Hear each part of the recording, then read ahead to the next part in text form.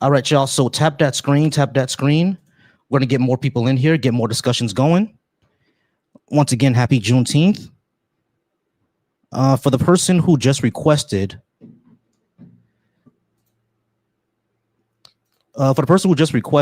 let me see, who was just there? All right, so I did see someone request. I think you dropped. I'm not sure why, but go ahead and request again, and I'll bring you up so we can go ahead and have that conversation, all right? All right, we're going to go ahead and bring up Soul. And we have a Byron. Soul, how's it going? Are you at least 18? And did you agree or disagree with what I have on the board? I agree. Great. All right, cool. Awesome. Happy Juneteenth, bro.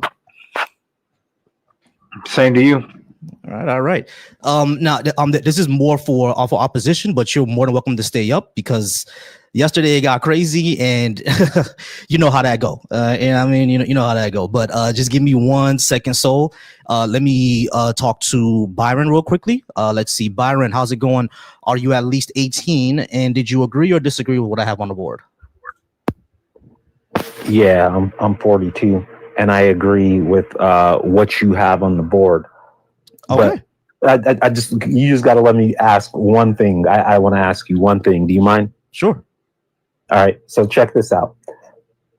Today at work, it's declared a holiday, right? Mm-hmm. So I'm sitting there and I see like everybody get off work early before me, and they're letting them go because of this holiday. And then I'm sitting there looking at everybody outside playing while I'm working on the holiday that represents my people historically. I felt like that was messed up. Am I wrong to feel that way? They let people out on a holiday, but you still had to work? Right. So just think about it. They say, okay, we're going to make this a national holiday. Mm-hmm. So we know it's not going to be busy. So if you request off, we're going to let people go off, get off. We're just going to go down the list or whatever. Mm-hmm. And then you end up working all day when it's actually your people's holiday historically. So then you're actually watching. So you're actually watching the people that enslaved your people get off work while you're still sitting there chained up working. So how do you feel about that? Yeah, I feel that Black people, specifically Black Americans, should be able to get that day off. To tell you the truth, yeah, I mean, like now, if us from the diaspora want that day off, that could be an option. But yeah, I think Black Americans should have that day off. Definitely, because they give it for like I think what's that Jewish holiday, like Yom Kippur or something like that. They give it for that. I think some days, and even Ramadan, you can call off. I think if I'm not mistaken, don't quote me on that. If I'm not mistaken, I think even then you can call off too. So why not this? That should definitely be a thing for Black Americans to get that day off, and hopefully that could be the case, right? Because that's something that you're noticing. I'm pretty sure a lot of people notice that. You know what I mean? So that could become a thing for Black Americans to get that day off. Yeah. Well, what ends up happening is like the upper departments, like they'll all have it off, but the people that are in the lower departments don't have it off. Typically won't have it off. And the people that you'll find that are in those lower departments are typically the people that are of melanated skin tone. So it ends up only benefiting the people that were the ones that have them working still right now. Yeah. Yeah, basically. It's crazy. Well, thank you. That's all I wanted to bring up. Hey, I'll drop down. I agree with you. Not a problem. Hey, I appreciate you. Definitely drop me a follow because we're going to be doing this all weekend. And yesterday was crazy. So definitely stick around because you know it's going to get crazy again. But I appreciate you, man. All right, y'all. We're just going to go ahead and wait for anybody to come up. I did get some people quick last time. Someone did request up. I'm not sure what happened to that person. They asked, how would that even look or how would that even work? That's already been calculated. I think it was Sandy Darity that calculated it about I think he said about 10 to 15 trillion dollars. Now that sounds like, impossible, like a lot, right? But we saw during the COVID years that Trump injected 4 trillion into the economy out of nowhere. Our military budget is already at $1 trillion. You know what I mean? We spend this already, y'all. And it's not like it has to happen all at one time. You can do $1 trillion a year until it's all paid off. That's not impossible, right? So I've always wondered what they just gave 3.5 billion to Iran. So yeah, I mean, you find money for wars but can't feed your poor. Feed the poor, exactly. Hey, and it's just kind of, you know what I'm saying? It's just it's just kind of these things where right away they feel like they're taken from us. But the problem is that they don't understand that the wealth and the gain that has been going from what they have gained from the sacrifices of somebody else has built an astronomical amount of money. Now you can't give it. But then again, they want to say, well, you know, they'll tell us right away, well, we should give it to the people that are dealing with that. But if we go to and we see that in the 80s, the reparations that were given to the Hiroshima and Nagasaki people, they did it. And that was years after Hiroshima and Nagasaki. Exactly. And again, they want to say, well, we should have gave it to the people that were dealing with it. Okay, Jim Crow still happened in the 60s. You still got people that have to deal with that. Kid, Ruby Bridges is still alive. She got an Instagram. It's insane, right? I'm sorry. So we're gonna I'm gonna get you in a second. We're gonna get back to you in a second. I'll shut up.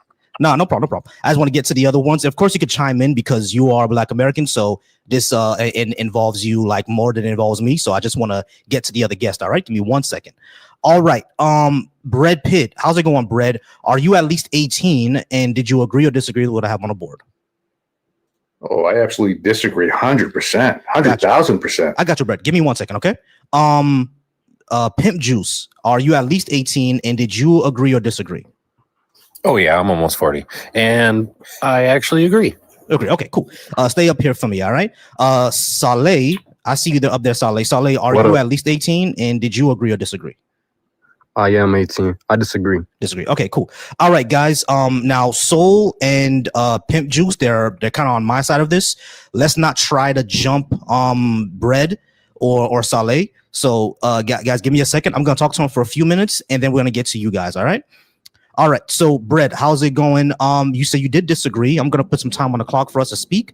You'll talk to me for at least about 10 minutes, and then you'll talk to those who disagree with you. Okay. All right, Saleh. Right, so you said you disagreed. Why do you disagree? Wait, me or Bread? Well, first we have to define, are you American or are you Haitian? Because you have a Haitian flag. I'm Haitian. My parents were born in Haiti. I was born in the United States. So which one do you like gravitate towards more, Haiti or America? Because I was raised in the culture, I think culturally I'm more Haitian, but with an American flavor.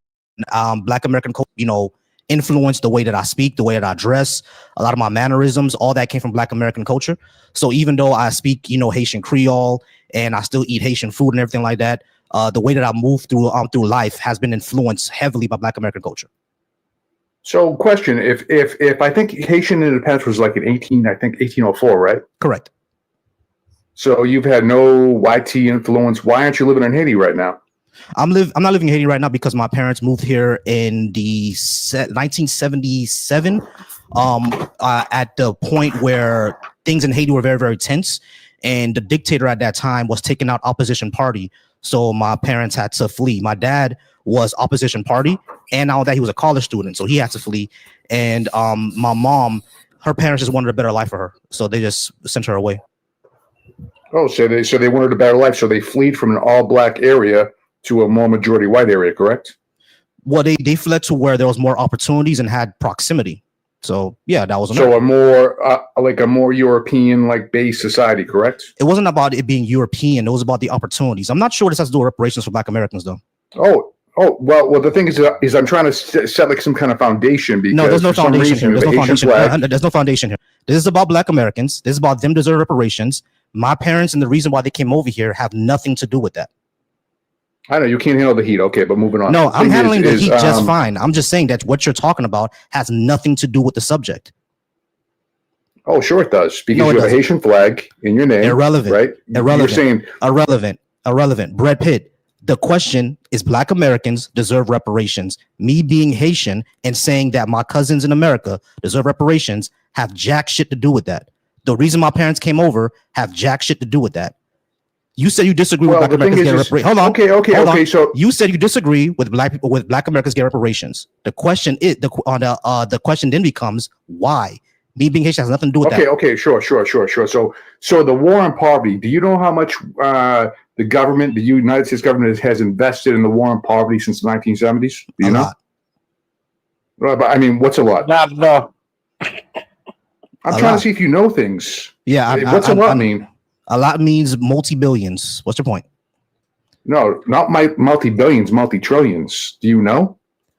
No, I think it's multi-billions. You should know these things if you're going to have these prompts, correct? How much was spent on the war on poverty? 25 trillion. I'll give you that. Okay, $25 trillion. About 25 trillion. Yeah. As of yeah. So 25 trillion. Okay, so what do you think the Black Americans deserve in reparations? Go ahead. Call her out. Do you think blackness is synonymous with poverty, Brad? He probably does.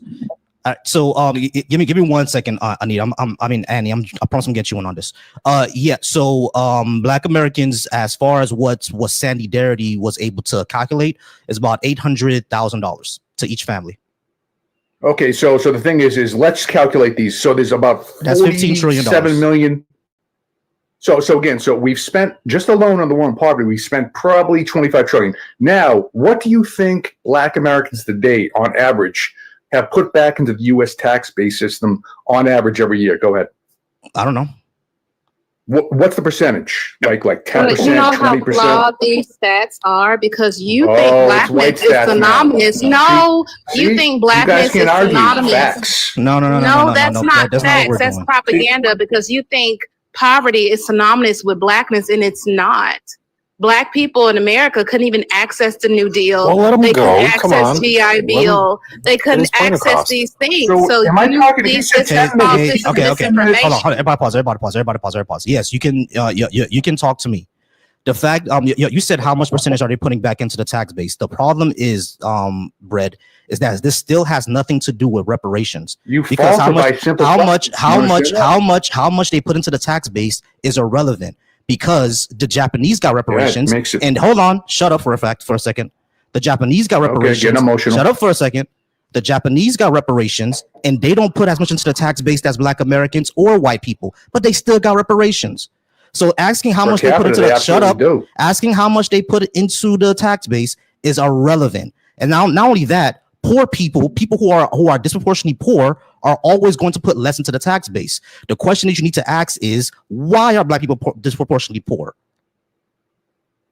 Usually because they have an average low IQ. I mean, that's just incorrect. You have Asians. Incorrect. Yeah, no, it's correct. No, it's incorrect. Where's that? Where's that information come from? Where does that information come from? Hold on. Where Brett, stop. Where does the information come from? I'm going to tell you. Brett, hold on. Relax. No. The thing is relax. You have a computer. Listen to my question, Brett. Brett, be quiet for a second. I know about the race and IQ thing. Everyone knows about that. That's not the point. Are we pretending? I asked you, shut up for a second. I asked you, where does the information come from? Are we going to say from the YT man? That's not what I'm. Just answer the fucking question, guy. What does IQ stand for, Brett? Hold on, just give me a second. Intelligence quotient. Relax. I'm going to get you smarter than you. Hey, Brett, you're not smarter than anybody. Where does the entire race and IQ thing? Where does it come from? Wait. So again, so what we have? Answer the question, dude. Answer the question. I'm trying to help. No, you're not. You're not trying. Okay, this is what we're gonna do, Brett. Number one, you're not helping anybody. Number two, you're not a teacher. Number three, you're not smarter than anybody. You being white and us having opposite political spectrums does not mean you're smarter than anyone. Stop that. That's number one. Number two, answer the goddamn question. The entire thing of race and IQ. Who came up with that? Who was it? Do you know? Wait, are we going to say the YT man? Answer the fucking. I'm gonna ask you. Bread. I'm gonna give you one more chance to answer the question, and I swear we're just gonna go ahead and move on because you're up here to play around. Race and IQ. Because he's right. Race and IQ. Me. Race and IQ. So, race and IQ. Who were the people that came up with that? Do you know? So we're going to talk like back to the 1400s. I mean, I do, but you're smarter than me because you're white and I'm a black woman. But I want, he's asking you the question, Brad. He's asking you the question. I can answer the question for you, but you know, I'm black. I'm not smart or whatever. So yeah, answer the question. Answer the question. Who was it? So why do you guys keep muting me? I keep muting you because you're not answering the question. The people who came up, the two scientists or so-called scientists that did the whole race and IQ thing, who were they? Do you know their name? I can't remember off the top of my head. It was Lynn and Rushton. Richard Lynn and Rushton. I forgot the first name of Rushton, but the first one was Richard Lynn. No, Richard Lynn. Who wrote the bell curve? It was Richard Lynn. No. It was Lynn and Rushton who wrote the bell curve. No, hey, listen. Hold on. Stop. You're the one who brought up race and IQ. The people who proposed that was Richard Lynn and J.R. Rushton. Shut up. The people who did the entire race and IQ thing, who made it popular, was Richard Lynn and Rushton. I forgot Rushton's first name. I'm gonna look it up right now. But Richard Lynn and Rushton, the ones who wrote the bell curve. Shut the hell up. Shut the hell up. Stop interrupting. The ones who came up with it was the one who wrote the bell curve. The problem with that is that their data was not only outdated, but they also threw in factors. They also tried to say that this is the average IQ of black people in certain areas, but their methodology was completely flawed. They tested 6-year-olds in a starvation area, in an area that was that had no food and no nutrition, and they were 6 years old, and they were 6-year-olds. So obviously that's flawed, right? Can I talk? Hold on, I'm going to answer. I just need you to answer the question. 6-year-olds who are going through famine, is that a good data set for an IQ of a population? Yes or no? Yeah, I'm going to tell you something. This has all been debunked. I just need you to say yes or no. I need you to say yes or no. You're wrong. You're wrong. Okay, so Richard Lynn and Rushton, they didn't get their methodology wasn't flawed. No, right? Was their methodology flawed or not? Listen, it's a yes or no. Was the methodology flawed or not? Dude, Charles Murray wrote the bell curve. Will you calm down? We have nothing. That has nothing to do with the bell curve. Okay, that has nothing to do with the IQ test. Benet, we're talking about like the Benet, the Frenchman who started it. You understand? I know. You just Googled something real quick and you saw the bell curve. You don't know anything. So moving on. Nobody cares. Hey. Was the methodology flawed? Yes or no? Dude, no methodology is 100% correct. Do you understand? So it's all flawed. Do you understand that? No, it was flawed because of the way that they tested them. That's if they're testing 6-year-olds in areas where people are starving, you're not going to get a good data set, are you? So again, let's look at the data set of inner city schools, right? So I want you to look at this. So the average, they did a thing, and you can search this. Next time I'll come with all the facts, right? Because I don't have it on me right now. I don't have my laptop. But what they said is they took these black inner city school kids and they gave them everything. They paid for the rent. They paid for the best education. And they found the fact was the highest percentage of their IQ that increased was probably 5 to 10% with the best of best. Right. So again, what was the name of that study? Nature versus nurture. What's the name of that study? Nature versus nurture. What's the name of the study? I don't have it on me. I have it. Well, then why are you even talking about it? If you don't even, if we can't even verify what you're talking about. No, shut up. You can Google it. We can't. No, you can Google it because you presented the information. You don't know what you're talking about, Brett. You have no idea what you're talking about. You don't understand medical racism, which is actually a 400-year-old crisis. It even says that black women are not susceptible to pain as others. You don't know what you're talking about because you're so blinded by your own bias. You look it up because you presented the information. No, that's not how this works. That's not how that works. You look it up. If you have the information to give out, you should have the statistics on hand. That's how it works. Can I talk for a second? I won't make any claims. You've been talking on the computer. You've been talking. I haven't been talking. No, medical racism. I sat here quietly. My microphone has not been muted. I've been sitting here quietly and listening to your, and you just keep talking of nonsense. You just have a racially biased ideology. You think because of your skin color, you're more intelligent, when in reality, we had civilizations. We had things going on way before you guys were crawling out of caves. Okay, name them. You guys are from the Caucasus Mountains. Name all the castles and the quarries and everything you built besides selling slaves and selling salt. Go ahead. Oh, you know, ever heard you're of the on the Benin Empire? traffic Bro, light was built by a black American man. Yeah, they sold The elevator slaves was and built by a salt. black American man. The Yeah, This is refrigerator. what I'm saying. Everybody pause me real quick. I'm sorry, guys. I'm sorry. The Guys. Everybody pause me real Benin, quick. the Benin, hey, not guys. Benin. Hey guys, pause me. Benin. Everybody pause me real quick. I didn't Everybody say pause me real quick. Benin. I said a black American man. That's who invented these traffic lights. What the fuck are you talking Right. about? I didn't say anything Traffic about lights Benin were and invented Togo. by black people. Yeah, Yes, The it first inventor was British. invented by a black American Oh man. my God! What, guys, will you Slow? stop the Hey, bullshit? hey. Everybody pause real quick. Everybody slow down. We're gonna go ahead and get it back.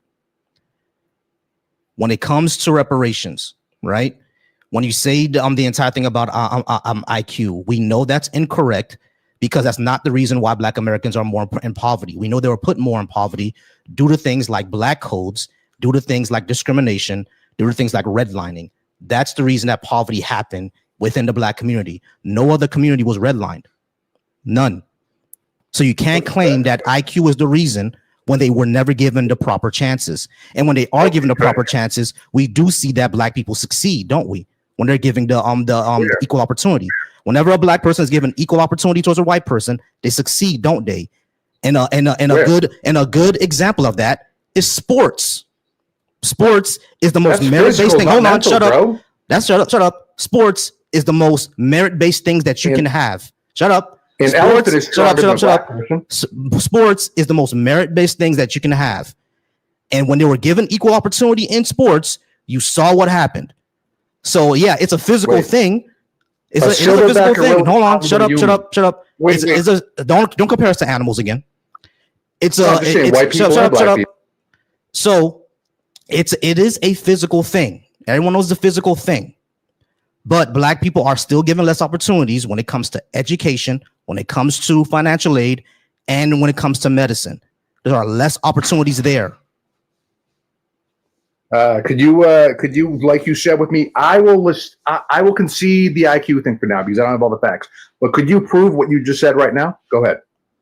About less opportunities. I mean, you were just saying about the medical, about this. Go ahead, prove it. Go ahead. Yeah. Okay. Cool. We know that this was studied, right? And this was a recent study. I'm gonna bring it up right now. Give me a second. Well, after I say it, I'm gonna bring it up in a second. But yeah, I have it. Hold on. I have it. I was gonna bring it up. Give me a second. Okay, I'm just gonna explain it. This was a recent study. I think it came out in about 2025. What they did is they sent off about 30,000 to I think. Bro, I gotta get my laptop. Hold on. Be quiet for a second. So, it was about I think either 35 to 80,000 applications they sent out. They sent out to industries across America, right? What they found was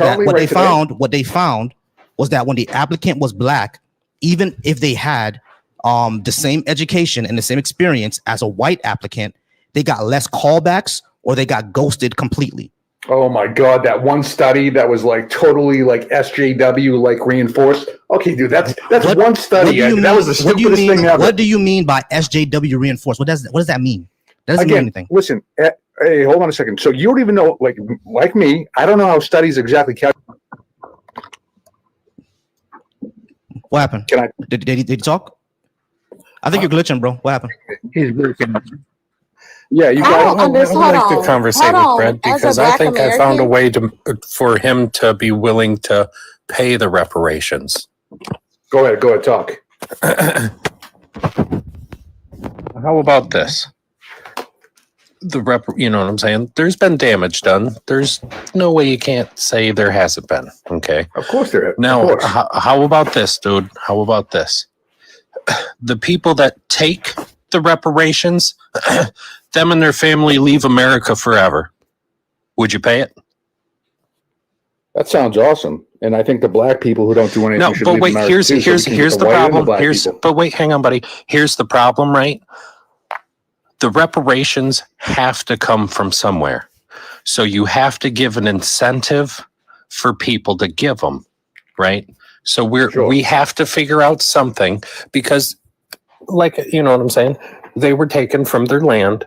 So what if we gave money and they got to go back? Okay, Pimp, you gotta understand, bro. I don't hate any race, right? I hate the character. No, the thing is neither do for I, you, buddy. I'm how white much? too. Okay, awesome. So, Pimp. So the thing is how much do you think black people actually contribute to the USA tax base? Go ahead. How much would you pay to get them out? No. How much? Hold on. We have to figure out the value of black Americans. My right? man's. What have they contributed? This is irrelevant. What black people have contributed. Oh no, it's very relevant. Hold on. Let me ask you a question. What music do you listen to? Rock. All of that. How about country, if y'all want us out so bad as a black American, Rap is horrible. as the black American that is on the panel? How about when y'all give us our reparations because we have been, we can't trace our lineages back to so far because of that. Why don't we take all the inventions and everything that we contribute to the society with us too? So y'all can be back where, all the money. All of the old money. The only reason why people have old money in the U.S. because it comes from enslavement. Let's just take that shit back too. Everything we worked hard for, everything. Garrett Morgan, the gas mask, the traffic lights, the refrigerators, all that. Let's take the shit with us. All false. None of them invented by black people. Yes, it was. Look up Garrett Morgan. You got Google in your hand. Look up who Garrett Morgan is because damn, I don't see how somebody who can really. I feel bad for black people like that talk like this. I feel bad for you because you're slow and the sun doesn't even like you. The sun eats your ass up every time you go outside. First time I heard that. All around your fucking face. I feel like you should know this if you are saying that black Americans are so slow, they're so dumb, they're so this. No, I'm not saying black Americans are slow. And who knows who Garrett Morgan is? You don't even know who the fuck he is. They're slow, not all black Americans. I'm slow with my 3 degrees and 2 ounces, but you're sitting up here doesn't even know who Garrett Morgan is. Thank you, DEI. Oh my God. Right? I'm just slow as fuck. Be real. We know exactly. Here's the whole thing. Everybody has to be real. Listen. The money has to come from somewhere. Right. So you have to give an incentive for the people that's going to be paying the money. $2 trillion is what. Just everybody pause real quick. I definitely want to ask this question. All right, listen, Brett. There's the question. You already agreed that damage was done to the African American community, and this was done by the government. So the question is, if the government damages something, should they fix it or not? The outcome wasn't a net positive, so no. What are you talking about? Okay, but in your scenario, how wouldn't the government be doing me a disservice? Okay, I never had anything to do with it. But where does the government get the money? The government gets the money from the taxpayers. From 80% from white people. 80% from white people. Yes. Listen to the question. Go ahead. Does the government has a responsibility to repair what they damaged? We have already. No. So you're saying I wouldn't be damaged? Actually, hold on. The question. Wait. The question was a yes or a no. If the government causes it is that simple. If they cause damage to something, do they have a responsibility to fix that damage? Yes or no? Yes, and we have. Okay. We have. So the answer is yes. Now you're asking that they have. How? Tell me one policy. Hold on, stop. Tell me one policy. No policy. Hold on, stop. No policies. Stop. Tell me one policy. Shut up for a second. Tell me one policy that the government passed that fixed the wealth gap between black Americans and white Americans. What was it? Wait, hold on a second. You're saying no. Answer that question. No. What you said they fixed it. Nothing. You said shut up. You said they fixed it. Be quiet. You said they fixed it. So the question I'm asking you is, what was the policy that they passed that repaired the wealth gap between white Americans and black Americans? What was it? You want to say on that? No, policies don't matter. It's about the outcome of the money, the monetary value. Okay, that's You're not answering my question. You're answering my question. Listen to my question. No, it doesn't matter. It does matter because that's how government repairs things through policies. What was the policy that repairs the wealth gap between white Americans and black Americans? What is it? No. Policies don't repair anything. Do you understand that? Yes, they do. Yeah, Brad, you slow as fuck. I like, what degrees Jesus do you have? fucking Christ. Where is your knowledge coming from? So Because you you are guys are seriously so slow. you think Brad, I got a No, question where's for you, the Brad. Let me information just say coming something. from? Can I just I say got a something question real for you, quick? Brad. I'm Listen, sorry. I I just wanna pause. say something. I'm sorry. I pause real quick. Let Brad. Soul How go. mu- Let Soul, because Soul hasn't gone yet. Go ahead, Soul. Go I ahead, got a Soul. question for you, Brad. So you really feel that if there was no Black Americans ever in this country, America would be exactly the same? Oh, we'd be so better off, man, because only during the slavery trade only accounted of 5% of the gross domestic product. Yeah. Okay, there you go. No, he's dropped because he's just a No, racist. that's what I'm all talking about. I want to just understand. Wow, asked him a question and he was going to answer it to the best of his ability, and he got kicked. No, because he's a racist, No, and you're because there was no you don't answer even to know that question. these things. His belief structure Okay, is wait. Let's take your question and put it this way: would less people die? No. would less people die where? No. You said if there was no Black Americans in America, would less people die? No. Yes or no? No. You know that's This is stupid. disingenuous. No, it's not disingenuous. If there was No, less that's white people in disingenuous. America, would white people die? That's the most remedial. Right? Stupid No. shit I've But ever I'm heard saying in the my life. total number It's stupid. would go down, right? No, No. all the Because there'd be less people in America. Hold on. Like, Hold see, on, this hold is on. how Wait. disingenuous y'all are. This is That question, stupid. no, that question, Pimp. That's Pimp, disingenuous. That's extremely disingenuous. No, let me just get this out real remedial, quick. man. No, because Hold on, y'all. No, because the that's total stupid. of people in America would be less. Pimp. That's how simple it is. That's how you can tell Y'all didn't if even y'all let me have answer my IQ question. or What if not. there were less white Y'all people? answer the Everybody pause. question. Everybody pause. Somebody else Everybody answer the pause. question for me. Everybody pause. One mic. Disingenuous. That's okay. Pause. Yes. Pause. One mic. One mic. All right. We're going to go person by person. Soul, I already know. K, what's up? K is a mod. Andy is a mod. So I respect them. Okay. True, I'm bringing up in a second. I'm just looking for opposition at this second. I think only Pimp Juice is the opposition. I do see true No, progressive. if you remember, I said that they do deserve it. Oh, okay, cool. So I'm not sure what everything else that you're talking about then right now. Then what are we doing? So one thing I'm gonna get this out right now. The fact that he said that the slave trade covered only 5%. Not only is that inaccurate, but it is extremely false. Well, when majority of America's wealth at the time came from cotton, and 60% of that labor was from Black American enslaved people. So we're not that would just grow maybe 60 to 70. So what you're saying is an absolute lie. You did not speak facts. You came up here spewing nonsense.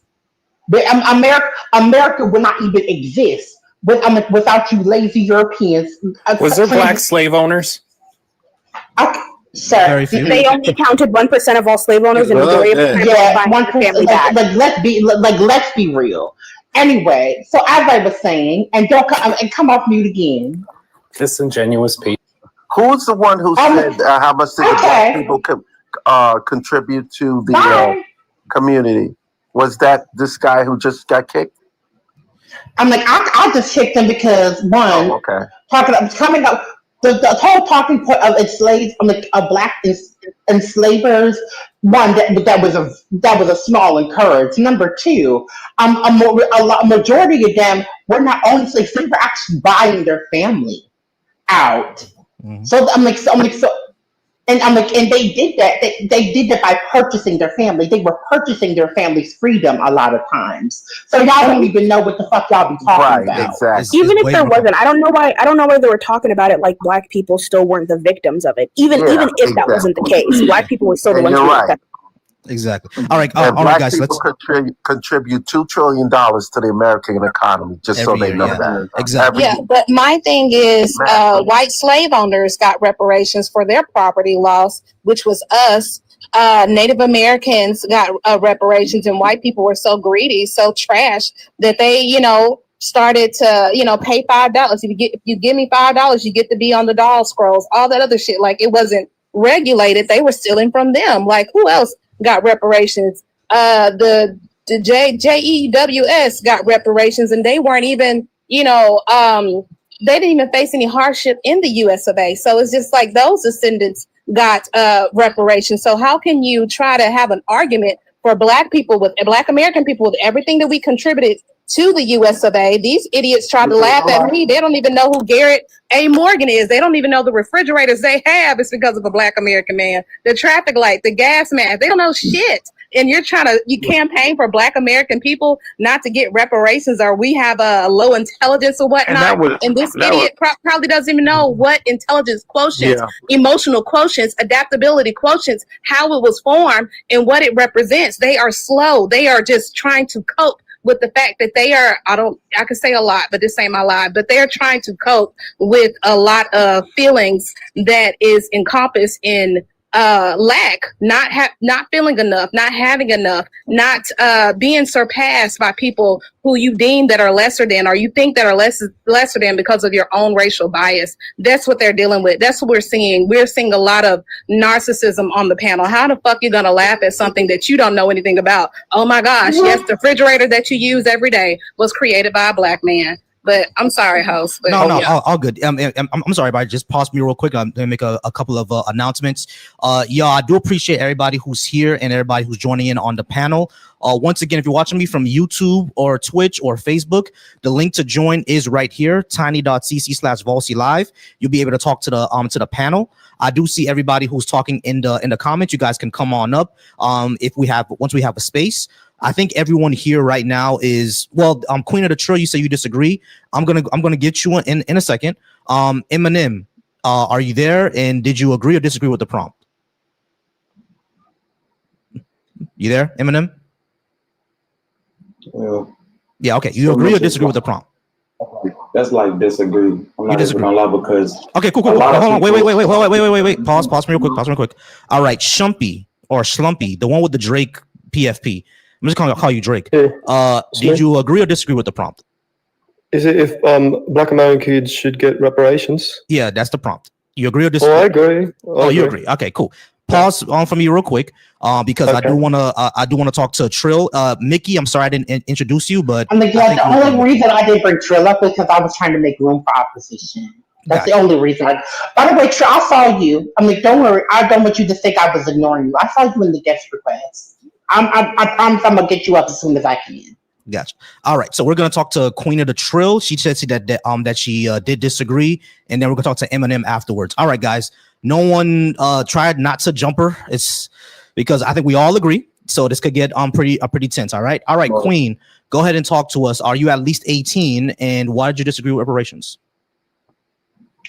Yes, I am at least 18, and please don't everybody hate me. I swear I think I have a good position on this. Okay. So the reason why I think we should get reparations, but in practicality, it just wouldn't work. It wouldn't ever work. I wouldn't personally want them. Mm-hmm.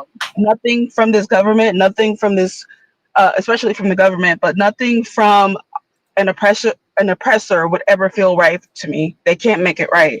I'd rather take the position of taking power into our own hands, creating our own reparations. You shouldn't ever wait for a repayment from someone who oppressed you and continues to oppress you. It's never going to come from a genuine place. And there is going to be some kind of backhandedness with it. It's going to be our government is look how they treat non-Black American citizens. It's going to be a backhanded ass handout or some kind of way that it's okay, great, we got it, but there's going to be some payback on the other end. Okay. And for that reason, no way. I'm sorry to interrupt you. Okay, so if I'm understanding correctly, it's not that it's not morally correct that Black Americans should get reparations. Is that even if it does happen, number one, they may not do it, but number two, even if it does happen, there's going to be strings attached in order to keep Black people in a subservient position. So therefore, we should focus, at least Black Americans in a subservient position. So therefore, Black people should focus on ourselves and on collective and economic power instead of worrying about reparations. Is that what you're trying to say?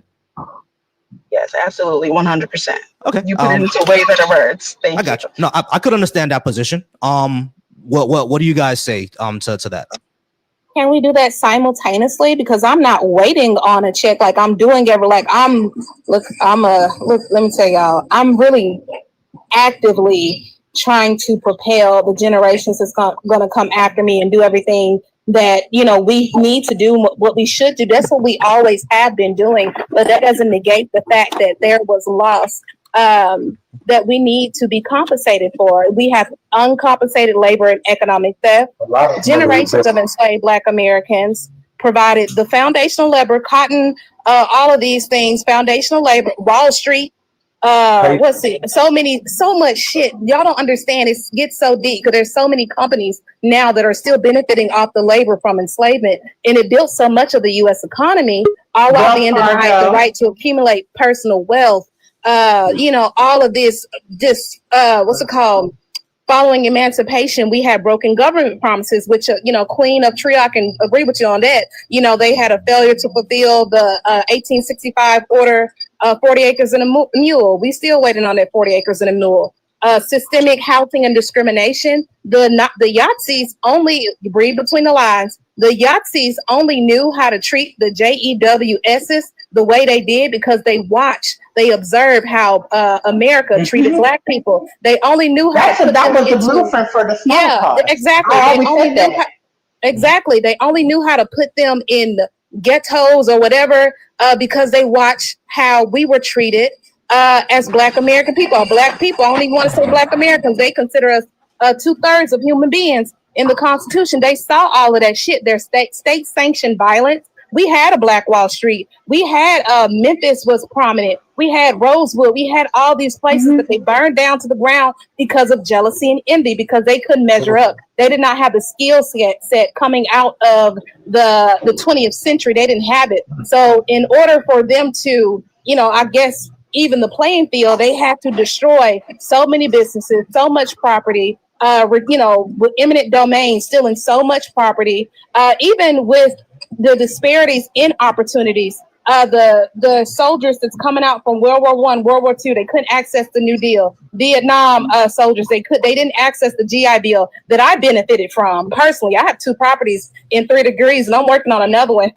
Just found that out last week because y'all won't see me no more after I get that one. I'm like real brand new, so I get it.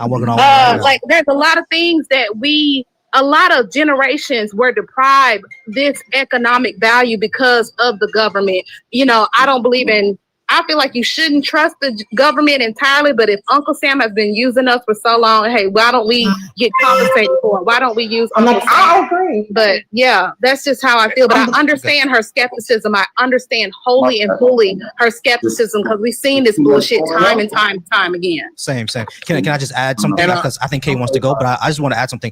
I do agree with you. Annie, and I see where you're coming from, Queen, because of just like how you said how the government works. Now, for what you said, us trying to go ahead and consolidate that power, I agree with that as well. Now, I'm not going to put it out here on this app, but there was one time where I worked an entire hour where I said that, you know, Black people, if we wanted to, like, or if we have the ability to, we actually can create a separate market and probably even like a pseudo government, like away from, you know, the everything else, but that would require us to have consolidation, require us to have, you know, militancy. It would require a lot, basically. But I do understand where you're coming from. So the question would then become, Queen, what do you think are the things that we should focus on right now? Because I think what we can focus on right now, just as Black people, and me not being a Black American, what I can do for Black American people is one thing that I want to do, for example, I'm studying to be a therapist. So my entire thing is going to be out, you know, going into the community and helping, especially young Black men, you know, come to a more healthy emotional space, deconstruct, you know, misogyny and sexism and stuff like that. Give them a space to understand their mental health and who they are as a person. So that's one thing that I can do just individually. But how do we bring that to a systems level? What do you think, Queen? I know. I just want to get this out, right, before she goes.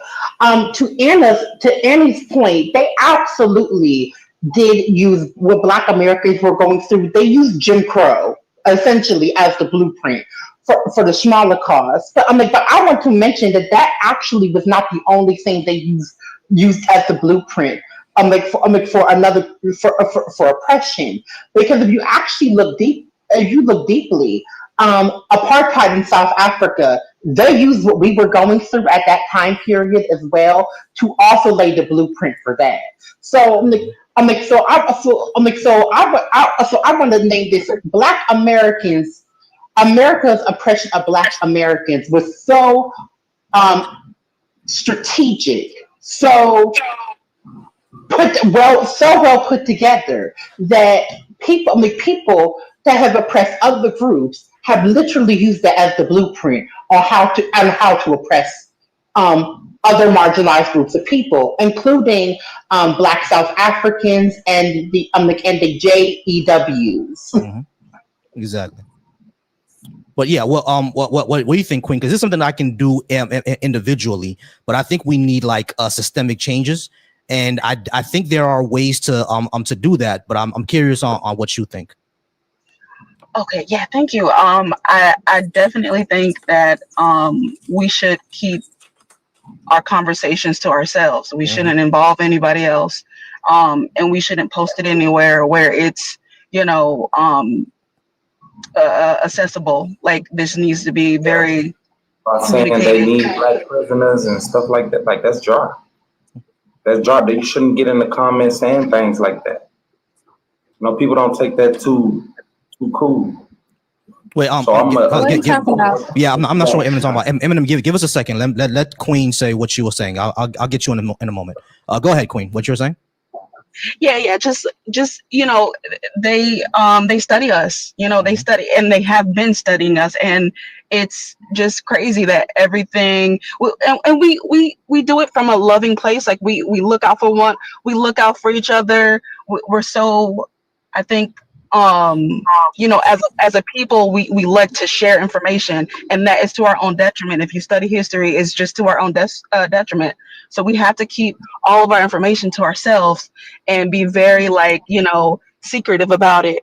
Or not even secretive, but just a code. It's a code, and not even in a racial way. That's like, oh, white people can't know, or I'm sorry, white people are the races. It's just, we have to be very careful on who's a true ally, because even the allies, once they are kind of once they have to feel forced to pick a side, they're not going to pick the side that's harder. It's just human nature. So I think we have to stop being naive about a lot of things and still take advantage of consumerism, and still take advantage of all of the privileges that come with being Americans. And we can have pride in that, but protect and preserve our culture, protect and preserve our economics, and share sparingly. Yeah, no, 100%. I think that Black people should patron each other primarily. You know what I mean? Like, for example, I'm Haitian, right? I'm majority go to, because I live in a city that has a lot of Haitians here. I do patron the Haitian restaurants. But if they're if I'm around, or if they're closed, or if I'm just feeling like it, I will go to the soul food restaurant. I will go to a Juneteenth event. I will go to the Black person first. Anybody who I see in my community who's around, who's a Black person, I'm gonna go to them first. And I think that's what we should do. And we can get that to a systemic level if like we said, we have cooperative economics. One thing that I've said before, and this is something that I know is hard to do because of trust may not be there, but we should have like community banking, where when I'm talking about community banking, where we actually put our money together, like, hey, y'all, we're all going to open up this account, and we're going to be putting a percentage of our money into that for us to fund this scholarship, for us to help, Miss Janice out with her rent, for us to do this, for us to do that. You see what I'm saying? I think we could create networks like that, but I'm divulging too much. But I just want to know what everybody else thinks. Annie, Nikki, can I say something? Whatever you got. Can I just? I'm sorry. Can I say Queen of Trill, I believe in gatekeeping. I believe everything you said is pivotal to the Black American experience to keep us safe, because we understand that we're not always safe when we go out into the greater society, when we have to interact with the status quo. But there was, right now we are trying to play catch up because of so much has happened to us post-slavery. Post enslavement, there was these credit unions, there was we could go to the church and they would have funds. People have become so capitalistic and not communal that it is taken away from the community and Black people within itself. We have a lot of Black people who think because they got this and that and that and this, that sets them apart. You know, that whole I'm not Black, I'm OJ bullshit. And that's where we have to pretty much draw the line with them too, because there's a lot of Black people who are not communal either. Like at once upon a time, this is how I'm gonna tell you this. Once upon a time, the funeral homes is where the place where people went to start businesses in the Black American South. They had to go to the funeral homes because these white establishments wouldn't even take our bodies. So they will pay on a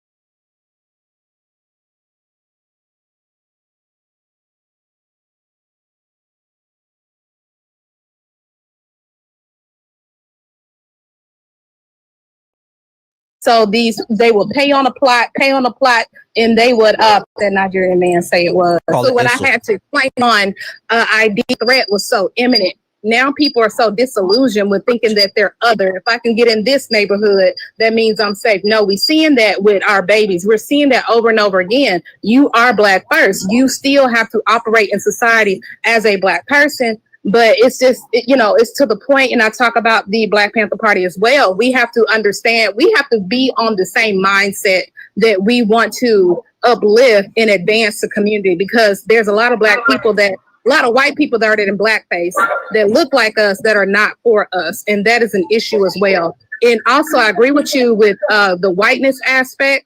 A lot of white people, even though if they're well-meaning, they want to be allies, they have to deconstruct and really break down their white fragility and their white privilege. Because what first thing that if you make them mad, they can switch up on you. If they feel like they're not being heard, they'll switch up on you because they do understand they still have that privilege. And we know that white people are very fragile. They'll cry they'll weaponize their tears. They'll cry at a drop of time. And next thing you know, somebody is in an oak tree somewhere in Mississippi.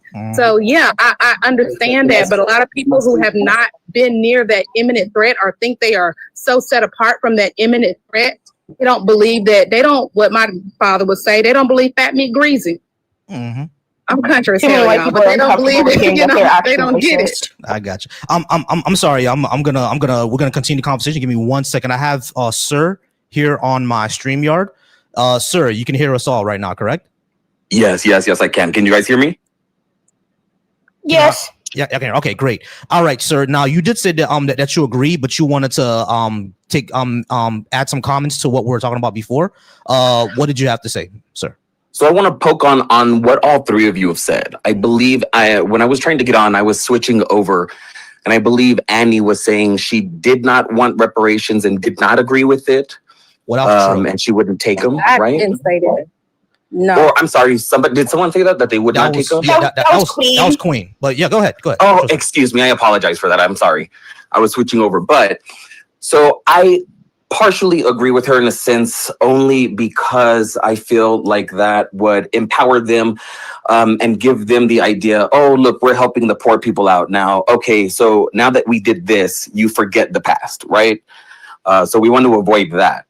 However, on the other hand, what this other young lady was saying, where we would take the reparations, I wholeheartedly agree with it, because we need that in order to build the infrastructure that we need to become what this community could potentially be. But it can't be done separately. It has to be done with the policies and those things that dole it out, because there has to be programs, it has to be direct payments, infrastructure. They have to go at it to where they are building us to bridge that wealth gap, right? So in line with what you were saying, it is possible, but with what everyone's saying, we have to be quiet on these apps, especially. They are watching YouTube right now. Probably somebody from the FBI is watching, listening, trying to get where we are. When that slush fund came out and everyone started saying, oh, these are our reparations, we've been hit by cops and everything, bam, they got rid of it real quick, because they knew they were going to be flooded with claims because we let them know what we were going to do, right? So we can't give them the idea. We have to catch them off guard. So that means taking those funds that they're going to give us for reparations in direct payments, let them build our infrastructure, and let them have that enlightenment or that greatness that they want to have.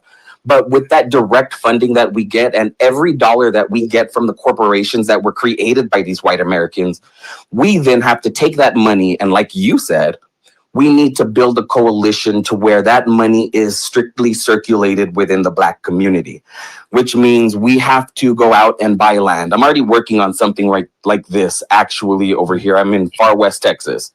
And I've started buying up land because I want to give that access to Black only families.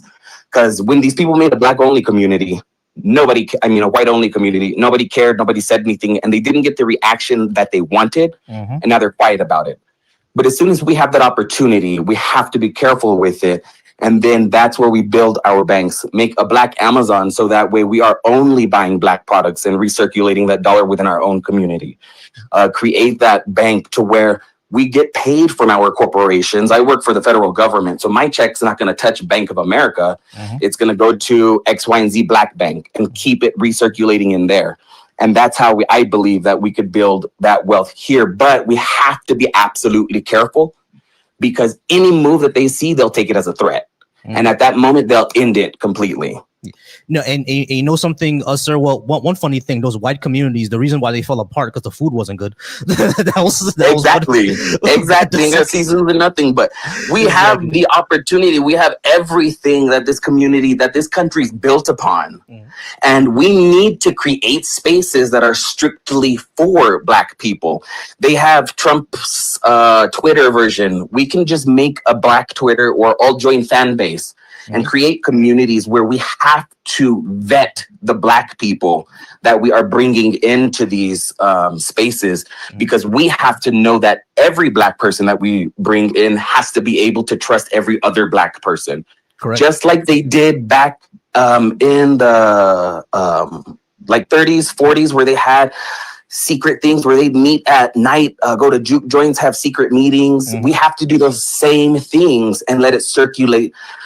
Not on media, because that's against us. No, there's no Black-owned media. We can't let it circulate out in these spaces, period, where they have access to it, because that's how they get to us. And then they will pay some Black people to infiltrate, and some Black people will take that dollar to get off ahead really quickly and then fuck up the whole deal. Yeah. But we have to vet everybody to get into that space. Gotcha. You know what, sir? When you say that, right? One thing that I've always said is that I wish I could teach more Black American people Haitian Creole, because it's like I want to talk to y'all without anyone else hearing. You know what I'm saying? So yes. I would have teach y'all. I hope more of y'all learn the language, because I want to teach y'all. Or I know there's a language called Tut that Black Americans came up with. One more thing. Let me say one more thing. I'm sorry.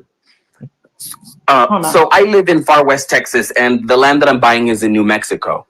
So in another way, in creating this space where we're going to be safe and we feel like we are protected, we have to be strategically placed in this mainland, right? So Atlanta, Chicago, Georgia, these primarily heavily populated Black spaces, they're not necessarily in the best spaces because you're surrounded by nothing that's going to help you.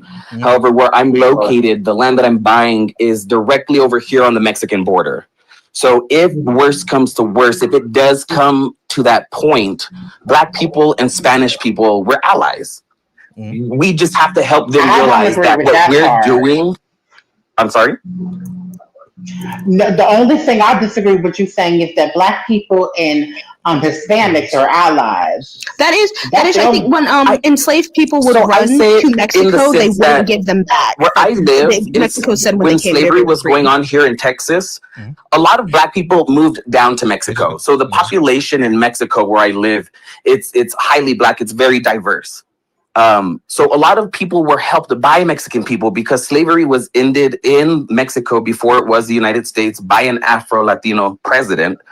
So a lot of people went down there. You mean the Afro-Latino president that they unalived only for also to protecting Black people? The Egyptians. Yes, exactly. But I would say strategically in this mainland, this is the best place to do it if it comes down to that. I got you. That's why I go so deep. Sorry. If I pause, hold on, give me a second. I'm sorry.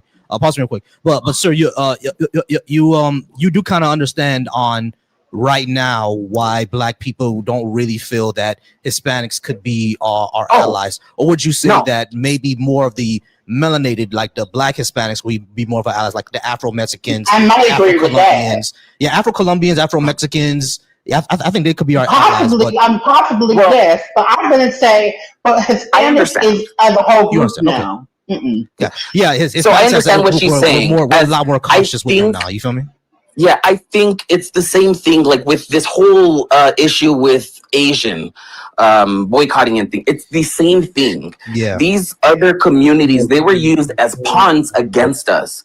So they are just as ignorant as the oppressors are. I think it just takes enlightenment to help people understand. And we're doing it for you. I don't want to do no more labor for anybody. If you can't see the humanity in me now as it stands, I can't deal with you. And as somebody who I spent my entire 20s. Get this. Annie, hold on, because I want to say this. The fact of the matter is that non-Black people, including people of color, are extremely anti-Black, and it's very well known in the Asian community, as well as the Latino community, as well as really any other community that is not racially Black. They have a level of anti-Blackness to varying extent. So the idea that that's that Black and brown unity and that POC solidarity that I will never agree with, because when push comes to shove, they do not see Black people. They do not ally with Black. They use Black people's labor to support themselves and all of those things. But I don't actually see them as allies. Truth be told, I just do not see that.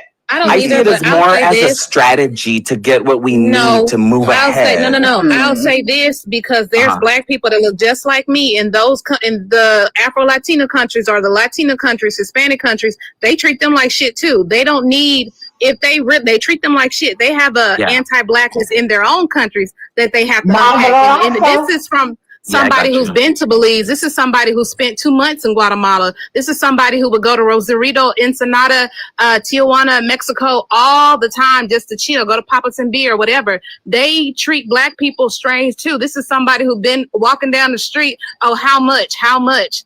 For what? You know, they still have to deal with all that stuff. Like there's no... That's something they have to unpack in their own countries before they're, that shouldn't come on. That shouldn't be put on the onus on Black American people to produce that labor, that intellectual labor, when they have Black people in their countries that they don't treat good. And also, I want to say this is actually extremely anti-Black to expect Black American people to do the labor, for those non-Black people. I don't think that is strategic at all. To be quite frank, I think that is actually extremely dangerous. Because you just named yourself that these people not only can and have been used as pawns. So so basically what you're doing is you're essentially having non-Black people infiltrate these Black spaces, and that very well can be used against us in the future. I wasn't necessarily saying inviting them into the Black spaces that are just for us. It's more so because if we're gonna fight for what we need, we're going to need people behind us to support this. So when they are creating these red lines and when they are creating changing these voting districts, we have to then help them understand that these things are based on historically gathered data. So it doesn't mean that this is what's going to happen. If you can galvanize a community of people, regardless of their Black, Latino, to overtake, because you have to start somewhere. You have to start with government, maybe, because that's the only way you're going to change. If you go out there, it's basically suicide to jump out there by yourself doing these things. And we've seen it repeated in history. So we have to change our approach to this. And I don't mean it in a sense where they're going to be us and we're gonna it's gonna change the world, but we have to help them understand, like, no, this is how we're going to change it, just like we did with civil rights, and let them know to change those. I'm sorry, can I just want to cut through some of this noise. All right, so I think I see where both of y'all are coming from, right? Because at the end of the day, like black people have been telling, you know, Asians and Hispanics for, you know, 2-3 decades now that y'all, this is a white supremacist country. Now, is there a history of black and yellow unity? Yeah, there actually is. Up in New York, there was some unity there. Out on the West Coast, there was black and brown unity. That started to go away. That started to what's that word I'm looking for? Dilute. Once, you know, once they were, unfortunately, once white people saw that they can give Hispanics and Asians more access to whiteness, you start to see that dilute. That was the strategy. And that is historically what's happened with multiple groups: the Irish, and the Italians, exactly. As well. And this is, but that is exactly my point. That is first of all, let me just get Black Americans have have been fighting and doing our thing in this country since 1619, since the first enslaved Black people got off them boats in Jamestown. Okay, in the original 13 colonies before America was even founded as a country in 1776. So so here is the thing. I do not think that Black Americans need other people, because at the end of the day, when push comes to shove, regardless of the situation, Black Americans are always going to find a way. We did it through slavery, we did it through Jim Crow, we did it through Black codes, we did it through redlining, and we did it through the war on smugs, and we did it through the 2010s, fighting and resisting against police brutality and all of these other things. Black American people have always, truth be told, been on our own and had to fight majority of our own battles. And Black American people in general, because of the anti-Blackness in other groups, most of us do not expect people to fight on our behalf. Black Americans have always had to fight on our own behalf. And and I completely understand that. Excuse me, I'm sorry. I feel like it speaks more to my point, because if you listen to what you're saying, yeah, we made it through all of those things to end up in the same place, right? And as they were being used for pawns back then, they were not aware of it, right? But now is the time to galvanize them, because now they know, and now they can see that. And it's easier to say. Because what you're saying is like, we're going to go on a struggle forever. But that is dangerous. Hold on, let me just say this. Like, so sir, like, so where you're coming from is basically, it's not that, you know, it's not, you're not saying that we need them in the fact that, you know, we can't get anywhere without them, but the fact that when it comes to like political changes, there's going to be, we need to have a certain amount of sway with certain demographics. Like, for example, exactly what I'm saying. Black people didn't vote for Trump. Even most Hispanics didn't vote for Trump. It was white people who voted for Trump. You know what I'm saying? So we saw them Latino vote. And the reason he won was the lack of Black voters and Hispanic voters. So no, more Hispanics voted for Trump than last time. I'm talking about the majority of them didn't. It was about 45% that did, which is too much already. I agree with you. It's too much already. But the fact that 53%, that's half of the, that is not, which is crazy. That is small. That is not. No, don't get me wrong. I understand. I completely understand where she's coming from, and I completely understand that. But I think I'm in a different generation where we have to change it now, and this is the perfect opportunity for that. Because of social media, it's hard to hide this now. It's harder to hide these things when they're doing it in front of your face. So I would say I see where you're coming from. We just got to be very, very careful. Yeah, I mean that's what that's what it takes. I don't feel like I agree because again, I don't agree because we see. Well, I mean, if you're not going to do the work as hard as your forefathers did, then you shouldn't be here. No, sir. Hold on. Give me 1 second, sir. Annie's gonna go, and I think Mickey wants to say something as well. I did see. Sorry about that. Sorry. No, I will say this. Black people have expounded so much labor. It's not on us. The onus is not on us to teach and to keep teaching. They have access to the same information that we do. We understand that Hispanics coming from these Latin communities where there is blatant anti-Blackness. Because like I said, there's people who look just like me. I met my doppelganger in Rosarito Beach, Mexico. There's a woman that looks exactly like me.